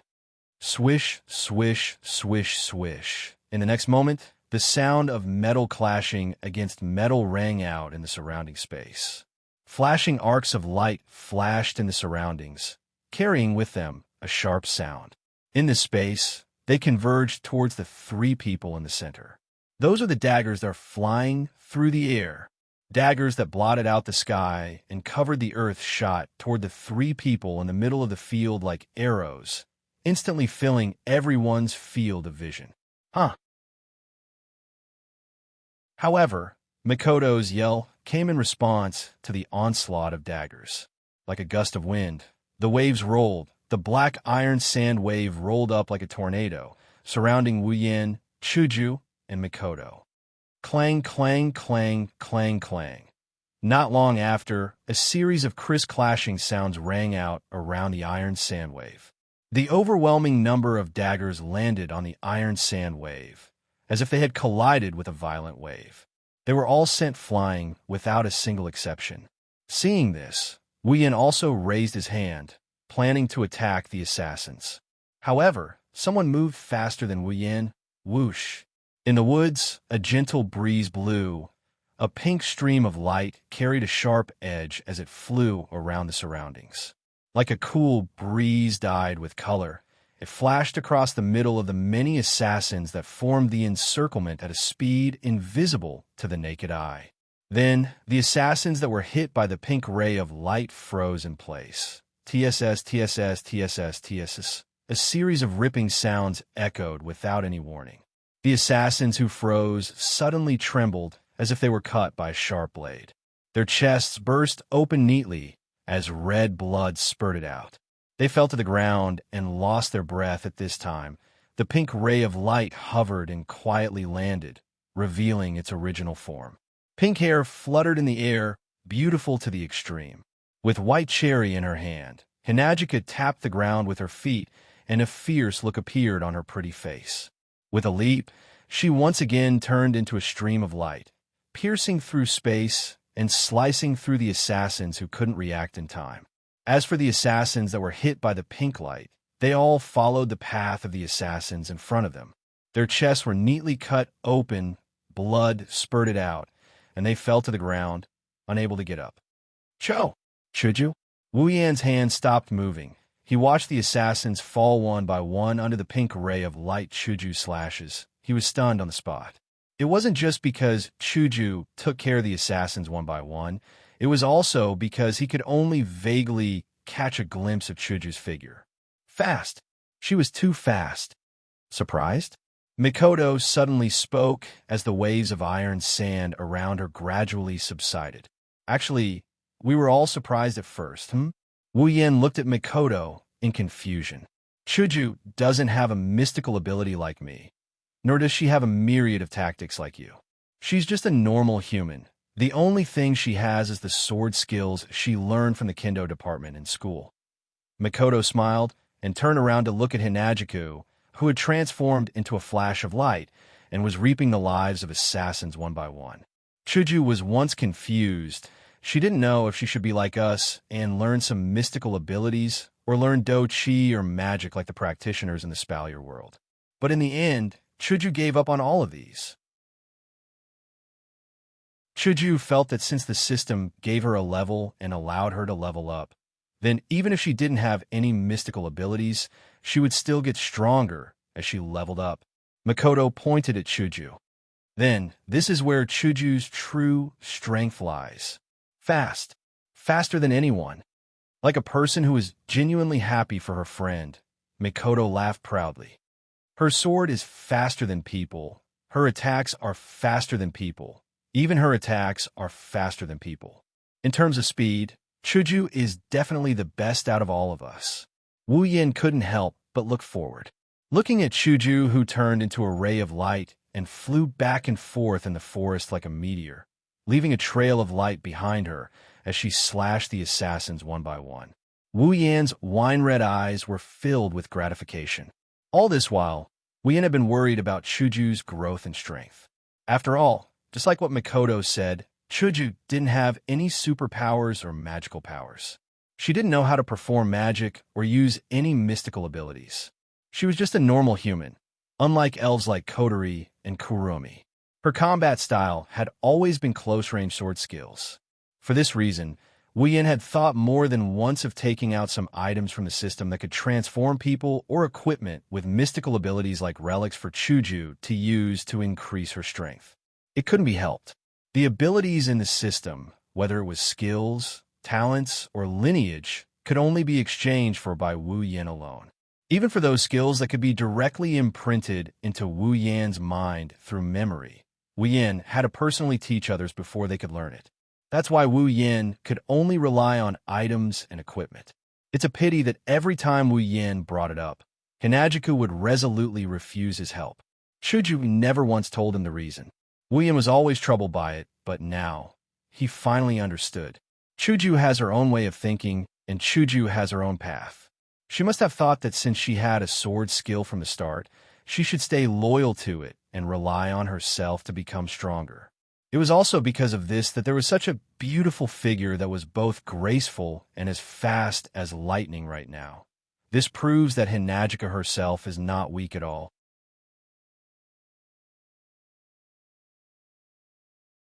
Chapter 1444. Inside the Mirror Realm, an afterimage flew from afar and landed on the ground. The figure's footsteps tapped on the ground and dashed forward. The figure nimbly shuttled back and forth between the trees. The blurry black shadow dragged a long shadow as it shuttled through the dense forest. Then, with a leap, it landed on a branch of a tree. If one were to look closely, they would notice that the black figure who landed on the tree branch and passed through the forest at an extremely fast speed. He was wearing a pitch-black skin-tight suit and was holding two short daggers that flickered with a cold light. He was wearing a white skull mask on his face. It was none other than the assassin. Between the gaps of the skull mask, the assassin's eyes glowed fiercely. It's like a mad beast, proving that the assassin's owner has lost most of his sanity. The assassin who stayed on the branch didn't show any signs of life. It grabbed the two short daggers and wanted to jump up again. But when it tightened its leg muscles, the assassin stopped moving. A pink stream of light pierced through the assassin's body at an unimaginable speed. It whistled softly and pierced through the assassin's body. A groan that sounded like it was squeezed out from the throat of the assassin came from under the skull mask. His body trembled violently. On the assassin's chest, there was an empty hole. Then, the assassin's body dissipated and turned into black dust. It melted into the air bit by bit. At the spot where the assassin used to be, there was a card floating in the air.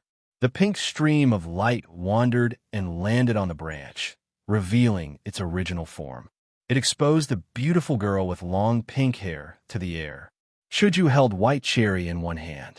His other hand reached out and grabbed the card that was suspended in the air. Phew! Chuju let out a sigh of relief. She looked at the card and smiled. Mission complete. Chuju. Under the tree, Wu Yin and Mikoto arrived at the tree. They waved at Chuju. Is it done? That was the last one. Chuju jumped down from the tree. She jumped down from the tree and arrived in front of Wu Yin. I didn't think a heroic spirit would run away after losing its mind. Hinajiku handed the card to Wu Yin. She complained, You made me waste so much effort. Even if she lost her mind, an assassin is still an assassin. Her instinct to run away when she failed to kill her target is deeply engraved in her soul. It's not strange for her to run away. Wu Yin shook his head helplessly. He took the card from Chuju and looked at it. On the front of the card was an assassin with a skull mask and 2 curved daggers. At the bottom of the card was a line of letters, Assassin. Class card, Asa's Private. Assassin, a card created with extremely high magical theory. It has the miraculous ability to trigger the power of a certain heroic spirit that corresponds to the card's class. The method of usage is as follows. Limited expansion.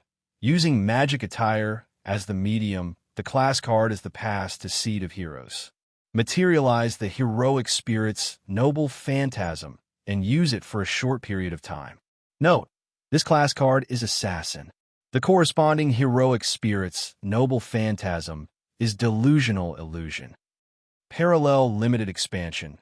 With multiple magic attire as the medium and the class card as the pass to the Seed of Heroes, multiple heroic spirits relic corresponding to the class card can be materialized.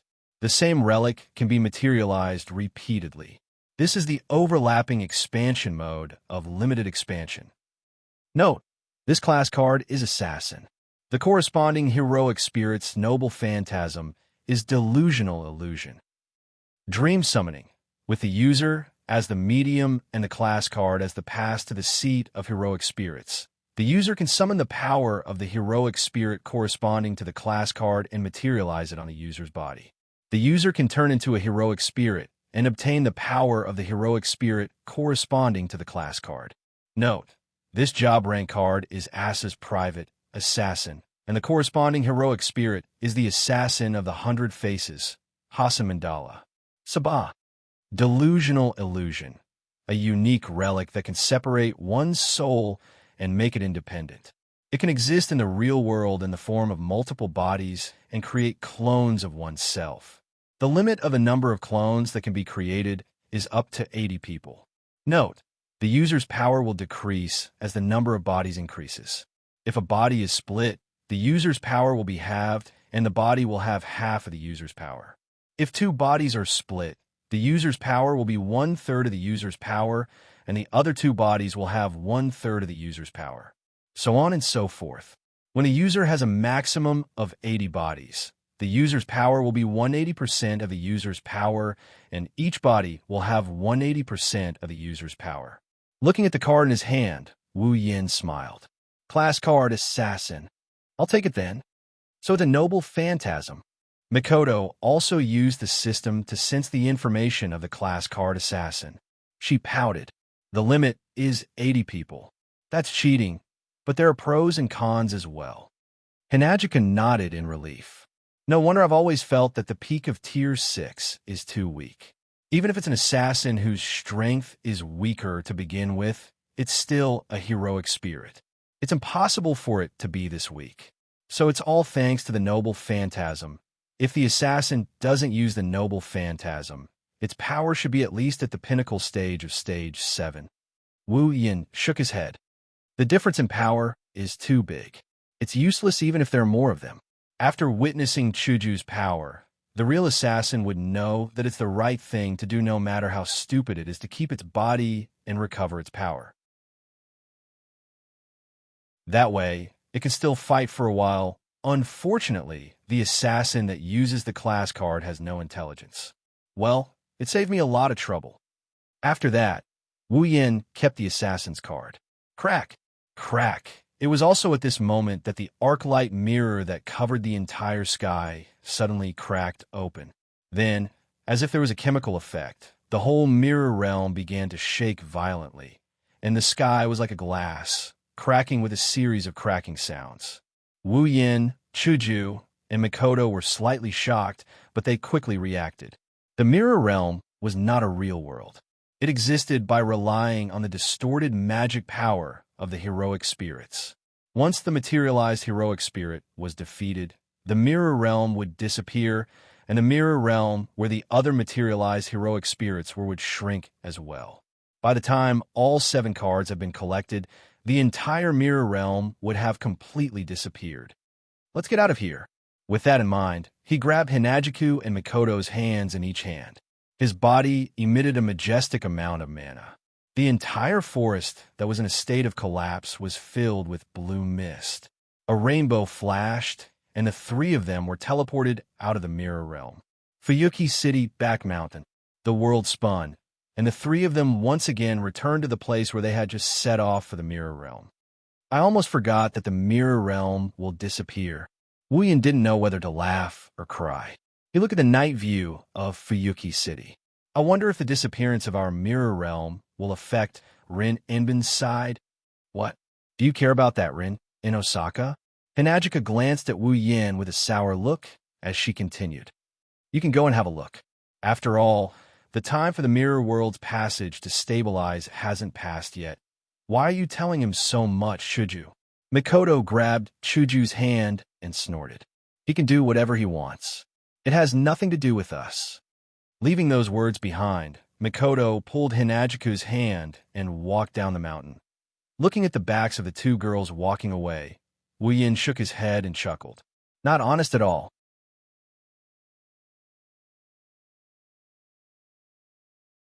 Chapter 1445. Fuyuki City. Huh. Wu Yin yawned as he put on his jacket. He walked into the living room and greeted them with sleepy eyes. Morning, morning. Unlike the groggy Wu Yin who just woke up, Hinajiku and Mikoto, who were preparing breakfast and wearing aprons, responded energetically. However, they quickly turned to look at Wu Yin, who walked in with sleepy eyes. You're up. Chuju handed a glass of milk to Wu Yin and asked in surprise. Why are you up so early today? 8 a.m. Mikoto looked at the clock on the wall. She was surprised. It's too early for Yin. That's why I'm so tired. Wu Yin patted his cheeks to wake himself up and drank the milk. But there's something I'm worried about. I can't sleep if I keep sleeping like this. I might as well get up early and ask for confirmation. Something you're worried about? Hinajiku and Mikoto tilted their heads at the same time before sitting opposite of Wu Yin. What is it? About the cards. Wu Yin didn't intend to hide anything from the 2 girls. He took a sip of milk and narrowed his eyes. So far, we've recovered 3 cards. They're Lancer, Rider, and Assassin. Rin in Osaka has the Archer card. Last night, Rin in Osaka and the others also recovered a card, so we're left with 2 cards. In other words, in Fuyuki City, there are only 2 mana sources left that are distorted due to rank bottlenecks in the mirror realm. Wu Yin raised an eyebrow. But just now, when I tried to sense the remaining source of distorted mana, I found that there are actually 3 other sources of distorted mana. 3? Hinajiku and Mikoto were stunned for a moment before exclaiming.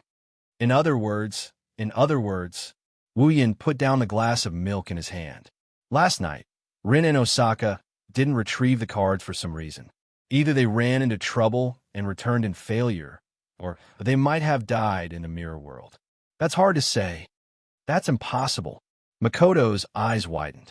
You're saying that Rin in Osaka's people might have died in the hands of the materialized spirits? Dead? Chuju was shocked. That can't be right. Even if they're weaker than us, they could have chosen to retreat at a critical moment, right? The materialized spirits couldn't have chased them to the real world, right? That's why I said I'm worried.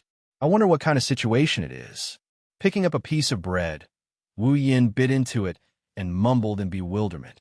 There's no point in making wild guesses here. I just want to go out and find Rin Tasaka and see what happened. At the very least, I want to see if they're safe. That's... Chuju didn't know whether to laugh or cry. What's this? Aren't we enemies? In the end, we as enemies have to be concerned about them. How ironic. Although he said so, he didn't say anything. Makoto didn't object to Wu Yan's suggestion. But I'm also worried about their situation. It's not a bad idea to go check it out. I'll go alone. Wu Yan waved his hand when he saw that Chuju and Makoto were about to leave. We don't even know where Rin and Osaka and the others are. We'll just wander around like headless flies. I'm just going to try my luck. It's best if we meet them, but if we don't, then there's nothing we can do. There's no need for you to follow me. Hearing this, Chuju and Makoto were helpless. It's true that they don't even know where Rin and Osaka and the others live. They don't even know where they usually appear. Even if they go out, it's just a matter of luck. Well, rather than trying your luck with me, why don't you go out shopping instead? He said with a smile. Wu Yin took a second piece of bread and stuffed it into his mouth before standing up. Then I'll go out first. Call me if you need anything. Okay. Chuju and Makoto didn't say anything else. Be careful when you go out. Don't worry, he waved his hand. Wu Yin walked out of the hall. Today, the weather's a bit cloudy. It's early in the morning, and the sky is gray. There's no sign of rain and no trace of sunlight. Today's temperature is neither too high nor too low. It's not a good day, but it's not bad either. At least there's no need to be afraid of the heat or the cold when going out. At this time, most of the people walking on the street are office workers. There are very few students wearing school uniforms. That's because today is a rare holiday. We didn't know if Rin and Osaka and Livia were in school, but Iria and Mio should be at Suechu and Gakuen Elementary School. But today is a holiday that's a bit difficult. Wu Yin walked along the street with the people around him. He looked around and scratched his face in annoyance. I forgot that today is a holiday. Even if I go to school, I won't be able to find them. So troublesome. That's what he said, but Wu Yin was still very concerned about what happened last night. His opponent is a dark spirit that doesn't have a mind of its own. It doesn't care if it's a child or a woman. It won't show any mercy. Since Rin and Osaka and the others didn't manage to retrieve their class cards last night, it's possible that something unexpected happened. Although he hadn't known Rin Osaka and the others for long, they were still the first people he had met after coming to this world. Furthermore, they had the same goal. Their natures weren't bad. They weren't friends, but they weren't real enemies either. It was impossible to say that he didn't care about their lives. What else can I do? Wu Yin sighed. I can only try my luck. When he said that, Wu Yin didn't have much hope. Fuyuki City isn't big, but it's not small either. If he wants to try his luck and see if he can find the person he's looking for, it's not like looking for a needle in a haystack, but the chances are slim. However, Wu Yin found out that his luck today is pretty good. After walking for a while, Wu Yan's footsteps suddenly stopped. His eyes lit up. On the street in front of him, a familiar figure that he had only seen once before appeared there, snow-white hair that reaches her waist. She's wearing a light shirt and a pleated skirt. Her eyes are as bright as rubies. Her face is as delicate as a doll. She's cute and beautiful. That's the new owner of the ruby, Ilya. At this moment, Ilya is standing at one end of the sidewalk, waiting for the light to turn green. She didn't notice Wu Yin behind her. She also didn't know that she met an enemy in name. She has a faint smile on her face, and she seems to be humming a song. She seems to be in a good mood. Wu Yin relaxed quite a bit when he saw Ilya like this. She's in such a good mood. Even if she didn't retrieve her class cards, at least she didn't suffer any casualties. The light on the sidewalk began to turn green. The vehicles on both sides of the road also stopped. Ilya blended in with the surrounding crowd, and walked to the other side of the sidewalk. She even walked to a side road. She doesn't seem like she's planning to go out to play. Wu Yin couldn't help but feel curious. He rolled his eyes and chuckled as he followed her. Gradually, Ilya left the city and walked to the suburbs. She plunged into a nearby forest. She didn't have the awareness of a 10-year-old child at all. She happily walked into the depths of the forest. Don't tell me she's planning to play some secret base game? Wu Yin, who was hiding behind a tree and secretly following Ilya, pondered for a while. He couldn't help but ridicule. Why do I feel like a strange uncle who's about to follow a little lowly and commit some kind of crime? Although he said that, Wu Yin still followed her without realizing it. After a while, the surrounding trees began to become sparse, and the field of vision also became wider. A grassland full of green appeared in front of them, imprinted in their line of sight. After arriving here, Ilya stopped and looked around. There shouldn't be any problem here, right? Along with those words, a small black shadow flew out from Ilya's hair. Then, the ruby waved her ribbon-like limbs. Let's hurry up and start. Okay.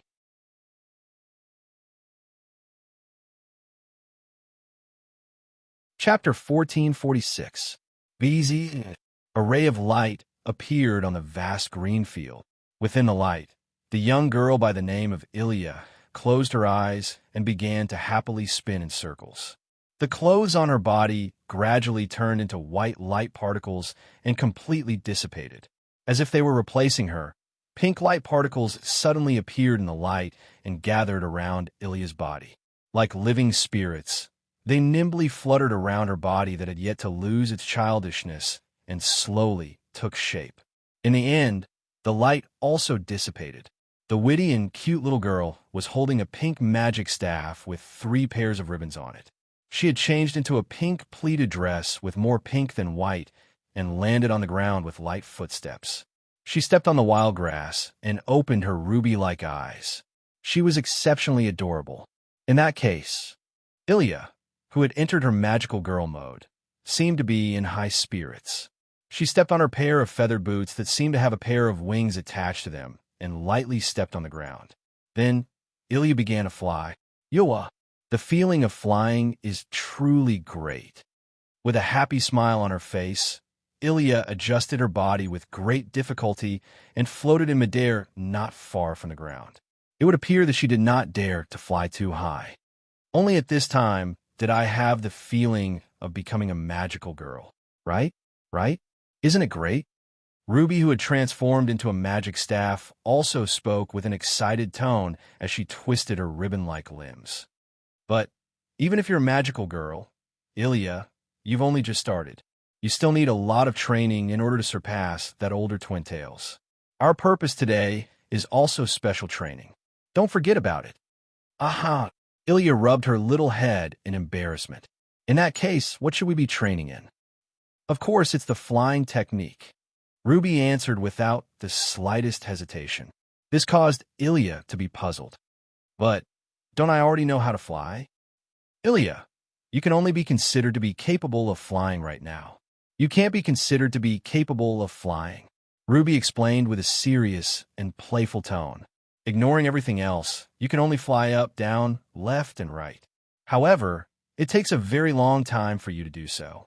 Your technique is also rather stiff. I can't fly skillfully, let alone move quickly. The efficiency of my mana usage is also very low. Magic power? Ilya tilted her little head, not fully understanding what was going on. Don't you have unlimited mana?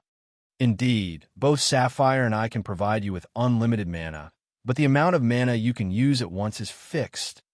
Ruby explained. Just like a faucet, even if the switch is turned on, it can provide unlimited water. However, there's only so much water that can flow out in a second. The same goes for the mana we provide. Depending on a user's mana capacity, the amount of mana that can be provided in a second also varies. And flying requires a lot of magic power.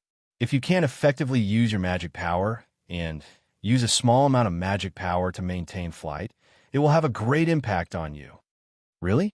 Ilya began to examine her body. Why don't I feel anything? Isn't it also full of magic power? That's because you don't need to fight now. All of your mana can be used to provide flight. Of course, there won't be any burden. Ruby waved her arm. If you don't practice using a small amount of mana to fly skillfully, the amount of mana that can be provided to you in a battle will be very limited. Your damage output will be greatly reduced. You won't be able to deal with the spirit that broke the rules last night. Not enough damage output? Ilya tilted her head as if she understood something. Then she smiled brightly. Then, if I use this, my damage output should be enough, right? Ilya reached for a card holder on her thigh and pulled out a card with an archer with a bow and arrow drawn on the front. Eh, Ruby exclaimed in surprise. Isn't this the archer's rank card? I got it from Sister In yesterday. She said that it might come in handy if she gave it to me. She can't use it herself. Ilya looked at Ruby with anticipation. Ruby, didn't you say that you can use yourself as a medium?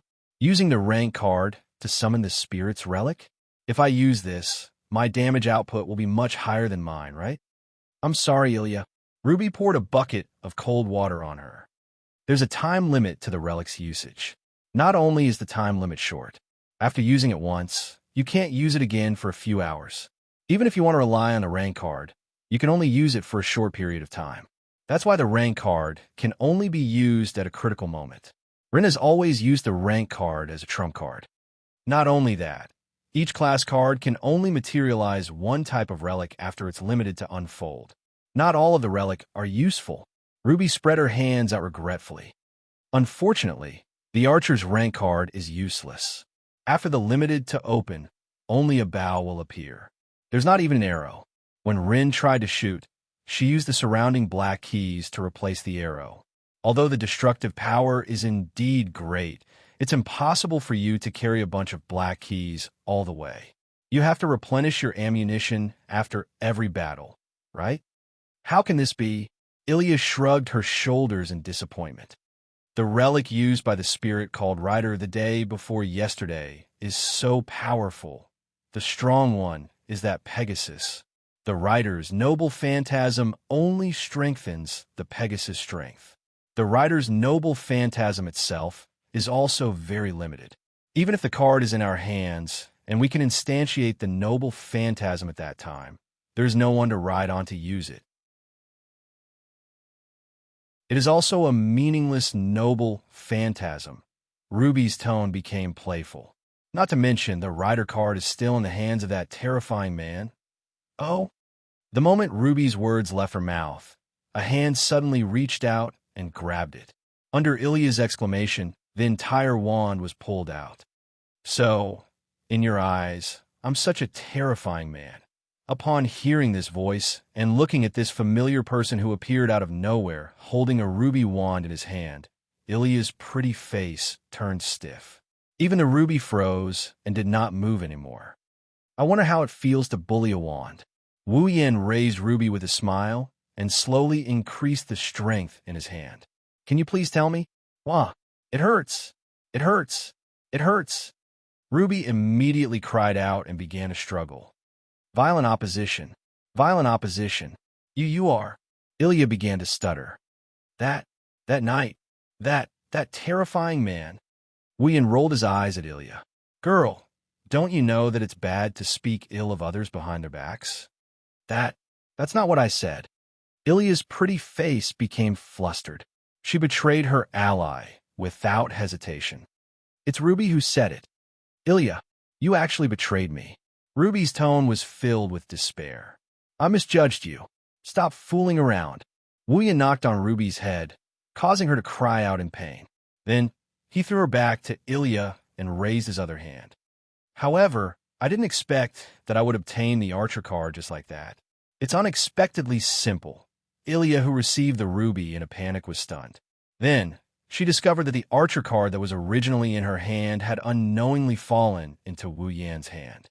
At that moment, Ilya became even more panicked. Her eyes were filled with tears. It's over. I lost the card. Sister Ling will definitely not let me off this time. Looking at Ilya, who looked like she was about to cry, Wu Yan was speechless. Raising the archer card in his hand in front of Ilya, Wu Yan chuckled. Do you want to go back? Ilya was stunned. Then, she nodded her little head without hesitation. It's not that I can't. Flicking the archer card, Wu Yin let the bottom corner of the card stop at his fingertip. Swiftly turning it around, he said, "But you have to answer a question of mine first."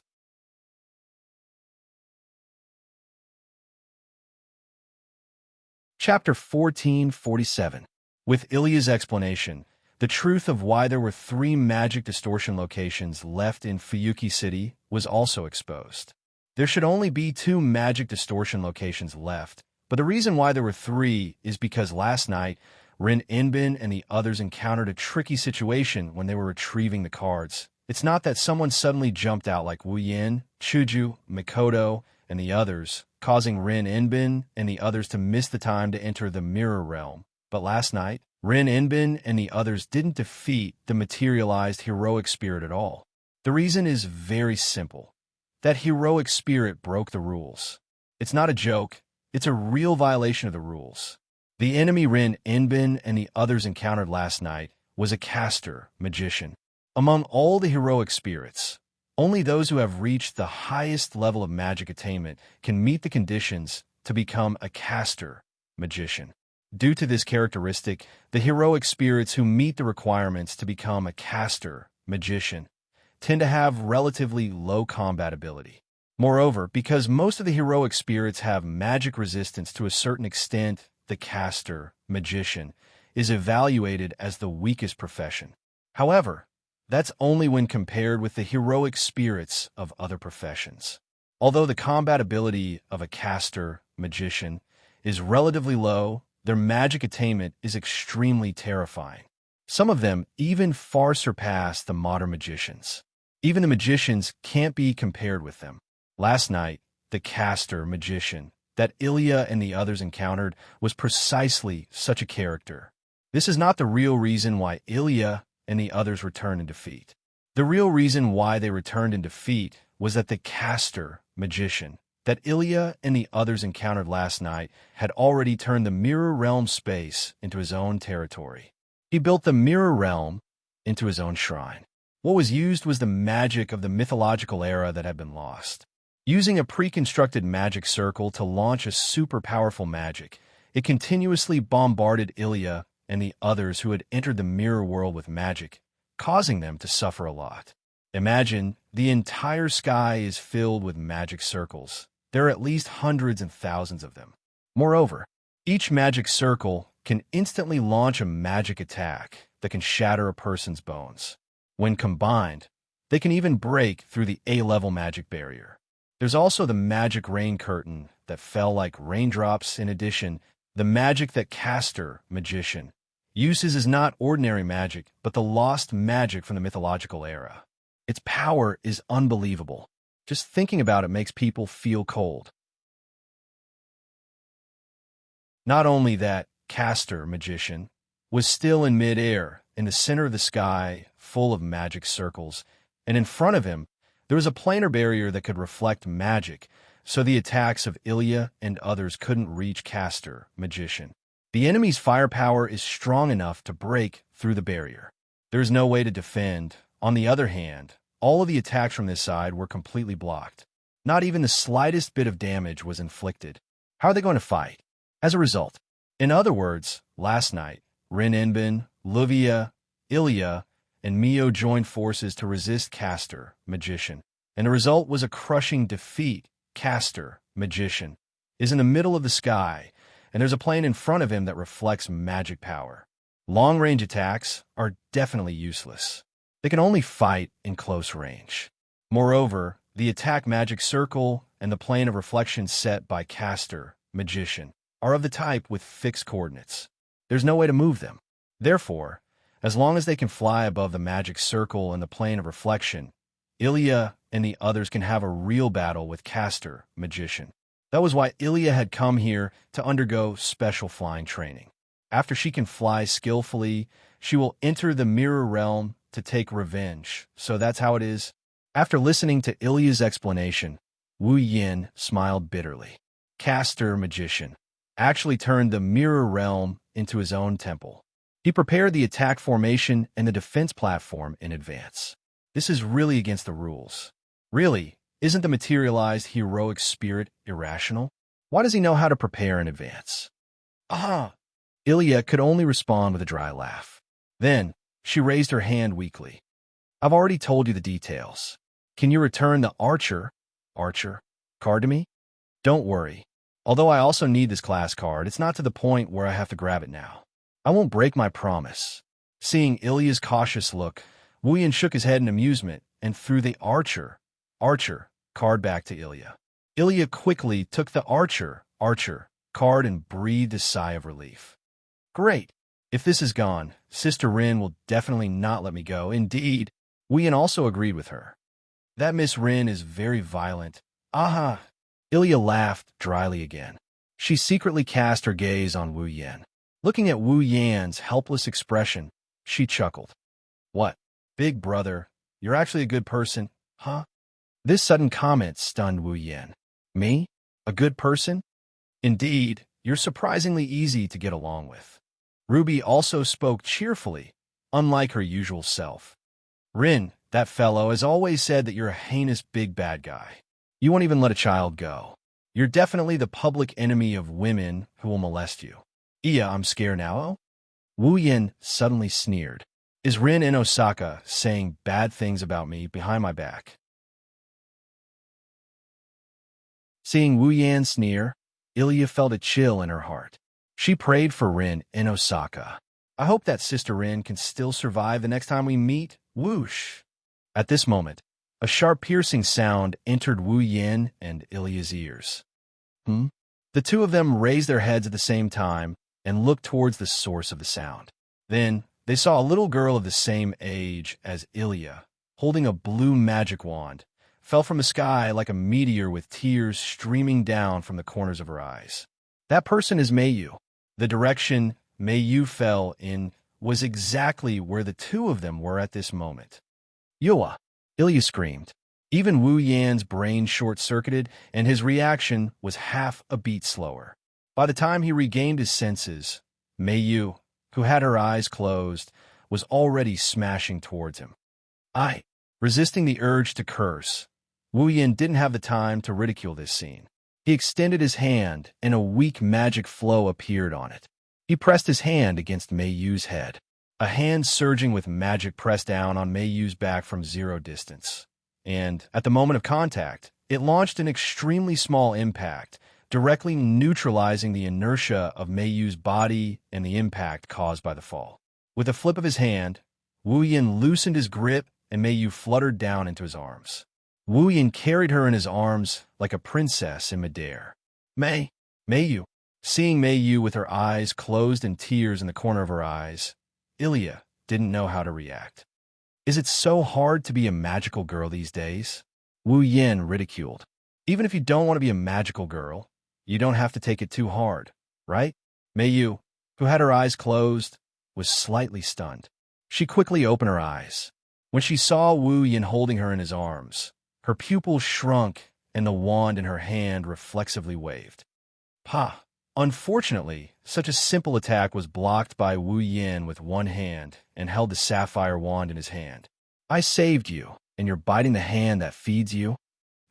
Mei was shocked at first. Then, she calmed down a little and began to struggle. Let go of me. Let go of you. Wu Yan raised his eyebrows. Do you want to have intimate contact with the ground so much? Mei realized that she was still in the air. To be precise, she was still in the arms of Wu Yan, who was still in the air. This time, Mei couldn't move anymore. However, her pair of orange eyes were still filled with vigilance. Wu Yan sighed. The cute girls these days are really not cute.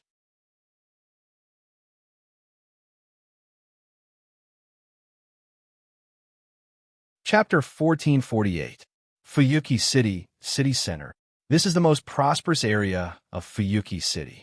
It is also the commercial street with the most people and the most complete variety of products in the city. Here, almost all the necessities, luxury goods, decorations, and so on could be found. There were all kinds of shops and some shops and small stalls that specialized in providing food. Therefore, this was also the most popular place among the girls in Fuyuki City who liked to shop. At this moment, in an outdoor cafe on one of the commercial streets, Ilya and Mayu are sitting opposite Wu Yin at a table on the platform outside. The scene is very awkward. Ilya and Mayu are actually both students of the private Suichuan Gakuin Elementary School. Moreover, they're classmates. Even their seats are at the front and back of each other. However, anyone who saw Ilya and Mayu sitting together in this manner and felt the atmosphere between them wouldn't feel that their relationship was good, nor would they feel that they were close to each other. Rather than calling them friends or classmates, it would be better to call them strangers who happen to share a table with each other. But not only do the two know each other, they're also inextricably linked. Because of this, the atmosphere in front of Wu Yin became very awkward. Ignoring everything else, Ilya really wants to escape right now. But not long after, this thought was dispelled by Ilya. Coming, holding 3 sundaes in his hand, Wu Yin came out of the outdoor cafe and arrived beside Ilya and Mayu. He placed the sundaes on the table and sat down. As expected of the most famous cafe in Fuyuki City, I have to line up myself just to buy something. However, neither Ilya nor Mayu paid any attention to Wu Yin, who was complaining. That's because the attention of these 2 young girls has already been taken away by the sundaes before them. There are 3 thick layers of ice cream. Each layer is the size of an apple. There are countless pastries and candies around it. The ice cream is decorated to the point that its original form cannot be seen. The top is also decorated with cherries and strawberries. It is indescribably luxurious. Let alone Ilya. Even Mayu, who has become a nouveau riche like Livia's family, has never seen such a luxurious version of the sundaes before. Both of them were stunned. She looked at the 3 sundaes. He was speechless. I specially added some ingredients. On top of that, it's with your own hands. Upon seeing Ilya and Mayu's silly expressions, Wu Yin could not help but laugh. You're welcome. Eat as much as you want. Hearing this, Ilya wanted to politely decline as a sign of politeness, but that luxurious version of the sundae made her unable to harden her heart. For a time, even her eyes became moist. Mayu also had a tangled expression. He had a pained expression as if he really wanted to eat it, but couldn't. All right, stop wasting time. Seeing this, Wu Yin could only shake his head and laugh. It's just a cup of sundae. Do you have to be so conflicted about it? Then, Ilya hesitated for a moment. In the end, she could not resist the temptation of the luxurious sundae and raised her spoon. Then I won't be courteous. Mayu also lowered her head and remained silent for a while. Then, she silently picked up the spoon and scooped a small mouthful together with Ilya before sending it into her mouth. Woo! The next moment, the 2 girls made a sound similar to happiness. It's delicious. Ilya could not help but let out a carefree sigh. Mayu's expression also became much better. It was no longer as cold as it was at the beginning. Both of them were like real children. One's expression was full of happiness, and the other's eyes were also filled with joy as they ate the luxurious sundae in front of them. It was only at this time that Wu Yin realized that these 2 girls who were about 10 years old were really very cute. While eating the sundae, Wu Yin also took the opportunity to ask Mayu why she fell from the sky. Maybe it's because of the side-eye. Mio isn't as hostile towards Wu Yin as she used to be. Although it's hard for her to say it out loud, she still put on a straight face and confessed. The result made Wu Yin and Ilya a little speechless. In order to deal with Castor, Ilya needed to practice flying. Naturally, Mayu also needed to practice flying. Unfortunately, compared to Ilya, Mayu's flying practice journey was full of ups and downs. Both wands had the ability to provide unlimited magic power to their users and use the user's imagination as the source to turn the user's imagination into reality, becoming a real attack. It was the same for Ilya and Mayu if they wanted to fly. They needed to first establish an imagination and a strong impression of flying in their minds before they could successfully fly. In this regard, Ilya did not have any difficulty. As an ordinary little girl, her longing for magical girls was enough to make her fantasize and form the impression that magical girls can fly. Therefore, when it came to flying, Ilya could fly. However, Mayu could not. Not only was this girl's grades very good, but her thinking was also inclined towards rationality. Similar to Ilya's impression of magical girls can fly, Mayu formed the impression that people can't fly. This made it so that not to mention flying, even floating in the air was extremely difficult. Therefore, in order to change Mayu's stubborn thinking, Livia thought of a method. She pushed Mayu down from the helicopter. Then, Mayu successfully became a magical girl that fell from the sky and was successfully captured by a certain wolf. What a scam! It's not easy to be a magical girl. In the end, Wu Yin gave such a comment. Looking at you two, Ilya shouldn't have a problem, but it's not that easy for Mayu to fly. Tonight's battle against Castor will be a bit difficult. Mayo-sama is already working very hard. Sapphire, who was hidden behind Mayu's neck by her hair, couldn't help but speak. The reason why she can't fly smoothly is because Mayo-sama is too smart. That's right. Ruby, who was hidden behind Ilya's neck by her hair, also spoke. Look at Ilya. She's still at the age where she loves to dream. She won't consider the process or order at all. She'll just imagine the result. Rather than saying it's a fantasy, it's better to say it's a delusion.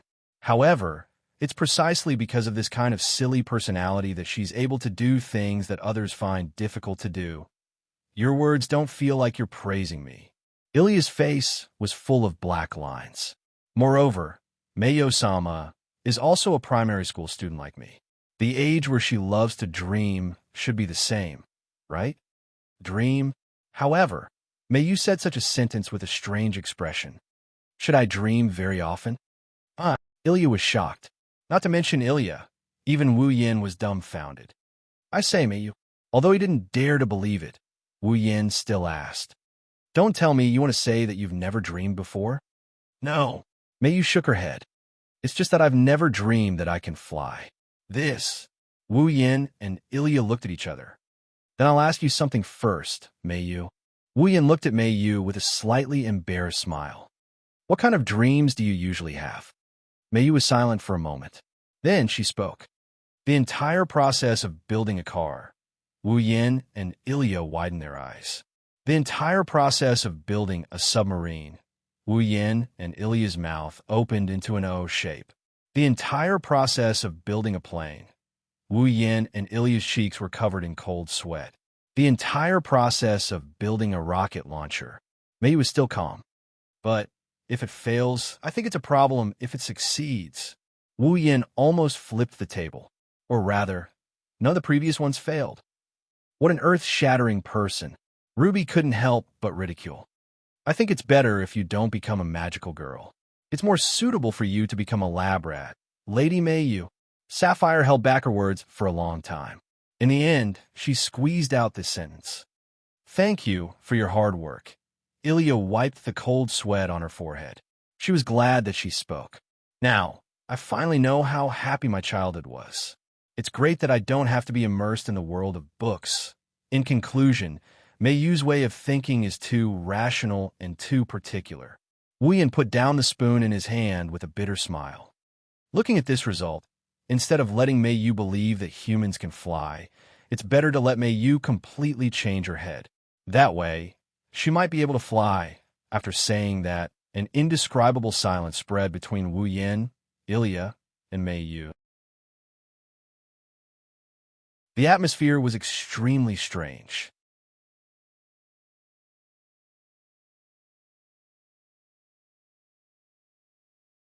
Chapter 1449.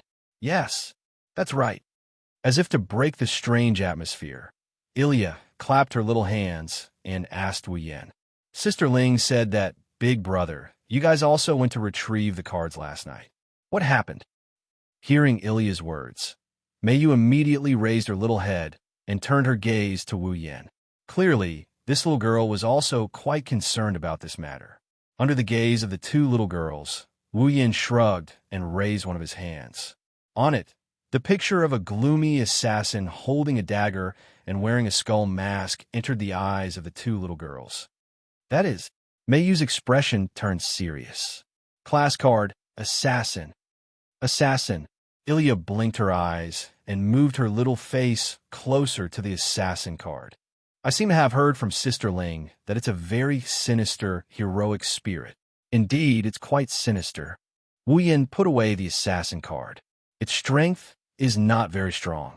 However, the assassin's materialized heroic spirit not only knows how to conceal its aura and hide in the dark to launch a sneak attack, but it also has a noble artifact that can create a physical clone. Last night, we fought against about 80 assassins in the forest. 80? Meiyu was astonished. Even Ilya shrunk her neck. Then isn't that an entire legion? It's just that they have a slight advantage in numbers. Wu Yin explained gently. There's only one heroic spirit that can materialize, and there's only one class card. The main body's mana is fixed, so when this clone spreads its mana, its power naturally spreads out as well. In the end, the power of each assassin is pitifully weak. Even if Rin, Enbin, and Livia came, they would be able to fight against 2 or 3 assassins. That's still very shocking. 80. Ilya, on the other hand, patted her chest with some lingering fear. Luckily, we didn't encounter an assassin. Hearing this, Wu Yin almost laughed out loud. I think it's much easier to deal with an assassin than a magician. Ilya was speechless. Well, but when you're proficient in flying, it shouldn't be a problem to deal with a magician. After saying that, Wu Yin turned his head and looked at Meiyu. Meiyu, give me your hand. Meiyu was slightly taken aback and hesitated for a moment. She stretched out her little hand in front of Wu Yin. Looking at Meiyu's little hand in front of him, Wu Yin stretched out a finger, and a faint trace of mana appeared on it. Then, Wu Yin pressed his finger, which was glowing with magic power, on the back of Meiyu's hand. Meiyu only felt that the place where Wu Yin's finger pressed had a scorching feeling, followed by a burst of warmth. When Wu Yin moved his finger away, on the back of Meiyu's hand, a small geometric pattern that seemed to be carefully carved slowly appeared on it in a form that was infinitely close to the skin color. Seeing this, Meiyu frowned and looked at Wu Yin with an inquiring gaze. This is a simplified flying tactic. Wu Yin pointed at the pattern on the back of Meiyu's hand with his finger and chuckled. Inject mana into it, and this tactic will start automatically according to the user's thoughts. It allows the user to fly at will. Fly at will? Meiyu's eyes lit up. Really? Ilya was also happy. That's great, Meiyu-san. You can fly like this. Flying tactic? Ruby and Sapphire flew out from behind the 2 little girls' hair. They came to the back of Meiyu's hand and exclaimed in surprise.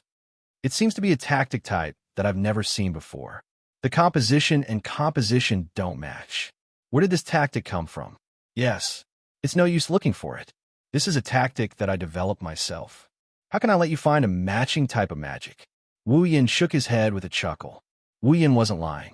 Although there were more than one flying tactic in the 103,000 magic books, there were different types of tactics. However, they differed from type to type, and every flying spell had different effects and effects.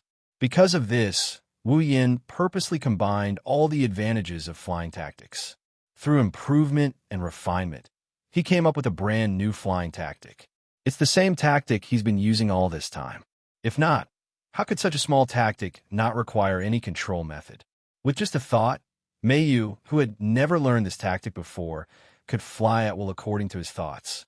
Meiyu gently touched the geometric pattern on the back of her hand and fell silent. Why are you helping me? Meiyu's expression turned serious as she looked at Wu Yin. We're enemies, aren't we? Mimi-san. Ilya couldn't wrap her head around Meiyu-san's sudden change in attitude. However, Meiyu-san continued to stare at Wu Yin's face as if she's trying to figure something out. Why do you all like to ask this question? Wu Yin sighed helplessly. That's the case for Rin Tozaka. You're also the same. Does everyone who is being helped desperately want to have a reason to be helped? If that's the case, I'll answer you. Wu Yin reached out his hand and patted Meiyu's head. A confident smile appeared on his face. Girl, you have to remember that some people might need all kinds of reasons to help others. However, for some people, they don't need a reason to help others.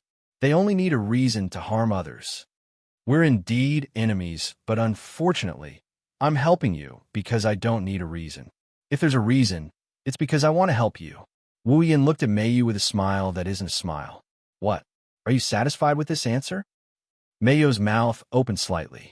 Seeing the smile on Wu Yan's face, she didn't know why, but her heartbeat suddenly sped up. Her face blushed. Elia also looked at Wu Yin with stars in her eyes. She looked at Wu Yin with admiration. Big brother is so handsome. He's as handsome as my big brother. Aha! Wu Yin laughed awkwardly.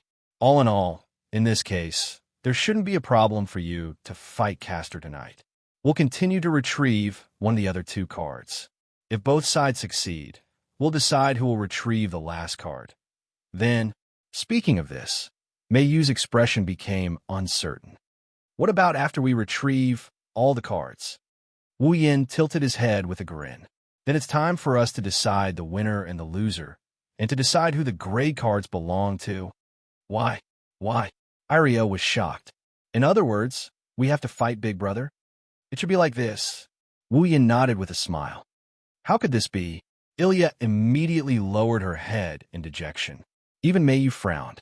Obviously, after getting along with each other today, the two girls more or less knew Wu Yin.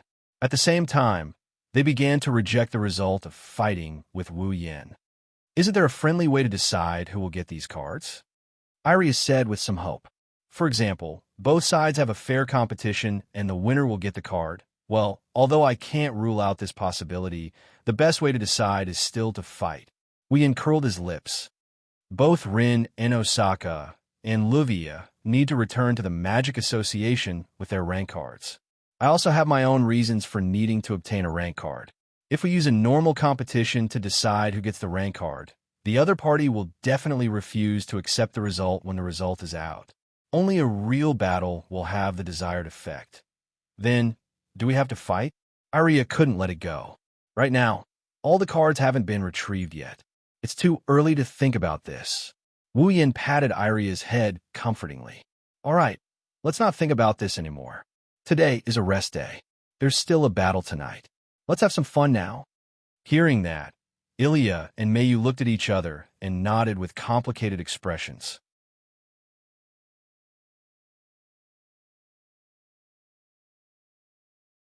Chapter 1450. The curtain of night gradually descended and swallowed all the light from the sky. Darkness shrouded the land. Fuyuki City. In front of an extremely luxurious mansion, Luvia was anxiously pacing around. She was holding a phone and talking nonstop. Beside her, Rin in Osaka was also biting his fingernail. He raised his head and looked at the small mansion in front of him. His beautiful brows were tightly knitted together. That small mansion was Ilya's home. The mansion opposite was Luvia's home. It was also Mayo's home. At this time, it had been quite some time since the sky had completely darkened. Logically speaking, at this time, Ilya and Mayu should be obediently staying at home. But since this morning, Ilya and Mayu have been missing all this time. 2 primary school students. Disappearing for such a long time without making any sound is enough to make adults anxious. Rin in Osaka and Luvia are the same.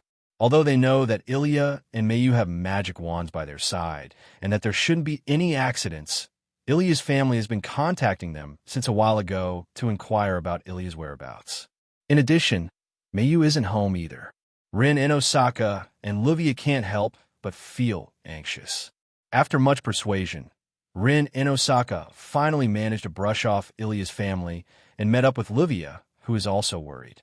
At this moment, Luvia is using her own connections to look for Ilya and Mayu. What a bunch of troublesome brats. Biting his fingernail, Rin in Osaka sighed.